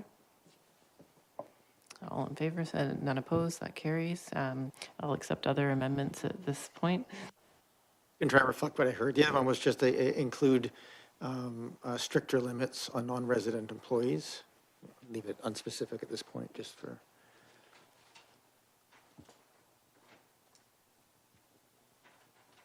Is there a seconder? Seconder. Do you wish to further motivate? I think that is a real significant differentiator, having multiple employees on site. So I think if we just limit that, that would alleviate many of the concerns of the business community and the public. Any comments around the table? I'm not going to support the motion just based on what I heard from staff's comments in talking to bylaw, that it hasn't been a concern to date, and I don't feel like I know enough about. I would be comfortable with it going to community engagement to have that come out of the community engagement rather than making that decision at the table. So for that reason, I won't be supporting the motion. If I may, and I appreciate that comment. My take of this is that this is going to go for consultation, and so my intention here is to what goes to the public is as close as possible to what we would think we would like, and we'll take feedback on that. So it's not, I don't see this as a final decision. This is more, what do we want to give to the public so that we have we get as close as possible at this phase before we bring it out to them. So that's, for the record, yeah, if there's feedback that there's value there, then I would be certainly I think that should come back to us to consider changes.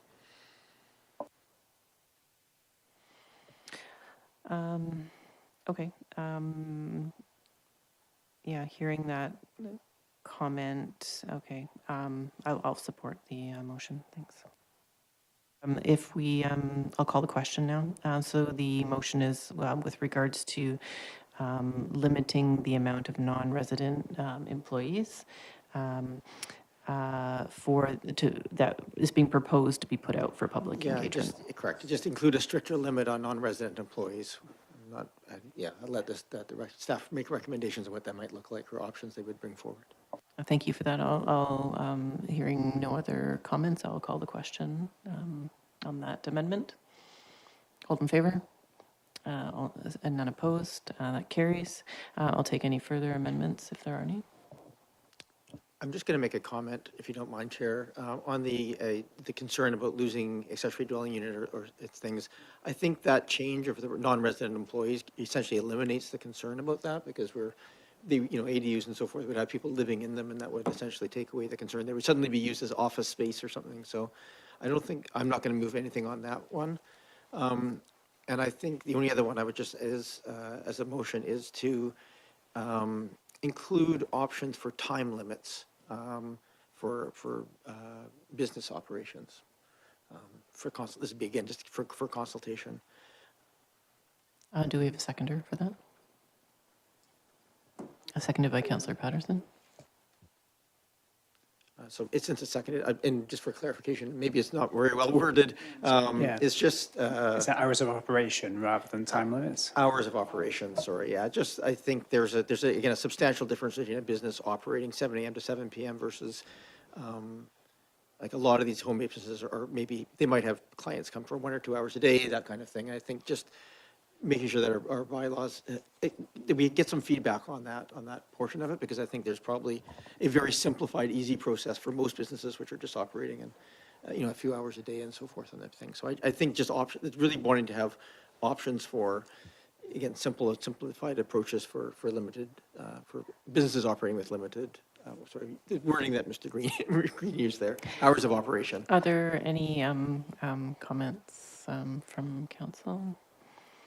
I will speak against the motion, primarily from the fact that I don't think it is enforceable. And so I think potentially if we go to the public and the idea gains traction, I think it just could be really complicated to actually facilitate. On the other end, we do have a limitation proposed right now around the length of time for deliveries, and we do have noise bylaws. So I won't be supporting the motion for imagining how it would play out and the difficulty of enforcing it later. Comment from Councillor Patterson. Yes, thank you. Thanks for that comment, Councillor Smart. I guess, though, I will come back to, as our CAO advised, these are commercial businesses. So the fact that they're home-based, they're still a commercial business, and we enforce regulatory framework around our commercial business centers. And so if I think it will be important to residents to understand that this will require a greater enforcement than what we typically do, which is 2 complaints and then I mean, these are businesses, and so there has to be compliance. And so certainly I would look to our district staff bringing us recommendations, depending on how this all shakes up, about enforcement, how we can reasonably enforce, and the costs of the enforcement, which I would look to be borne by the home-based businesses. Thank you. Yeah, thanks, Councillor Patterson, for those comments. And I suppose and maybe this was the intention of the mover, but if the comment was around sort of people coming and going from the residents, I mean, perhaps that makes sense. Obviously, you have somebody at home, that could work all night in their consulting business. But I think the intention was probably just around people arriving at the business. Sure. Mayor If Murdoch? it helps at all here, all I'm thinking is that there probably is, and I'm thinking it's more from there's businesses that might have maybe tutoring's too simple, but might have a couple of hours in the evenings where they're doing some things.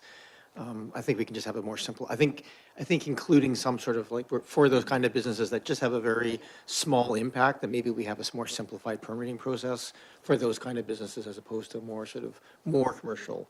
And so that's all I'm hoping that we can incorporate in the feedback is, are there ways of tweaking this in ways that allow for those kind of situations where they have less impact. So it's less about the restricting all businesses to fewer hours of operations as it is to allowing our permitting to be a bit more scale. Because there's nothing in our chart here that touches on the hours of operation. And so I think that it's worthwhile having a bit of feedback on. So that was my intention of this, was not to be too prescriptive on it, was just to allow for some feedback. If there's maybe some, again, we see an awful lot of these kind of businesses that, are just people at home, but they may have an hour or two of activity that, and that to me, it just screams that it should have a simpler and cheaper process for permitting. So that's all this is. And it's really just to open up the conversation with the community. Thank you, Chair. Thank you. And so with that, I will call the question on the motion to introduce the topic of business hours for home-based businesses.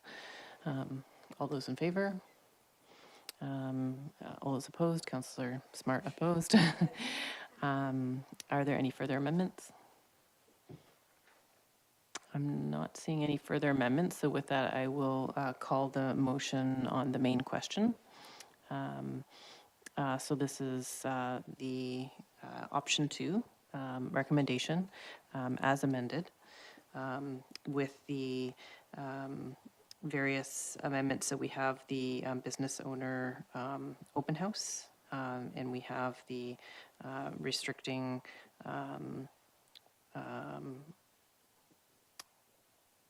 do we pass the restricting of the, yes, the non-resident employees, and then the most recent amendment with regards to adding hours. Okay, that was our operation. Okay, so with that, I will call the question on the main motion. All those in favor? None opposed, that carries. And then we have to bring back the approval of the 4th separated project. Would someone like to move that? Move to lift it from the table, is that what we do? No, thank you. The motion is before you and it has been moved and seconded, so it's open for debate. We did, this is 8.2? You don't need to lift it from the table. Okay, so it just comes back automatically. Okay, Sorry, so this is, and that council approved the project sign-off for council priority project number 98, update home-based business regulations. So we have since amended the project. So would it be maybe appropriate for somebody to add an amendment to this based on, Do you want me to move the words as amended? Move to amend it to include the words as amended. okay, thank you. Any discussion around the table? Okay, yeah. So I will call the question. All those in favor? None opposed, that carries. You have new business. Oh, you tonight. need to call the motion as amended, right? We had the motion to amend it. Yeah. And so we need to call the final motion as amended. Oh, okay. We call the final motion as amended. All in favor? None opposed, that carries. So moving on to new business. Is there any new business? Looking around the table, no. Would anyone like to motion to adjourn? Okay, seconded. All in favor? That carries. Thanks, everyone. Thank you, Chair. You're getting us through that.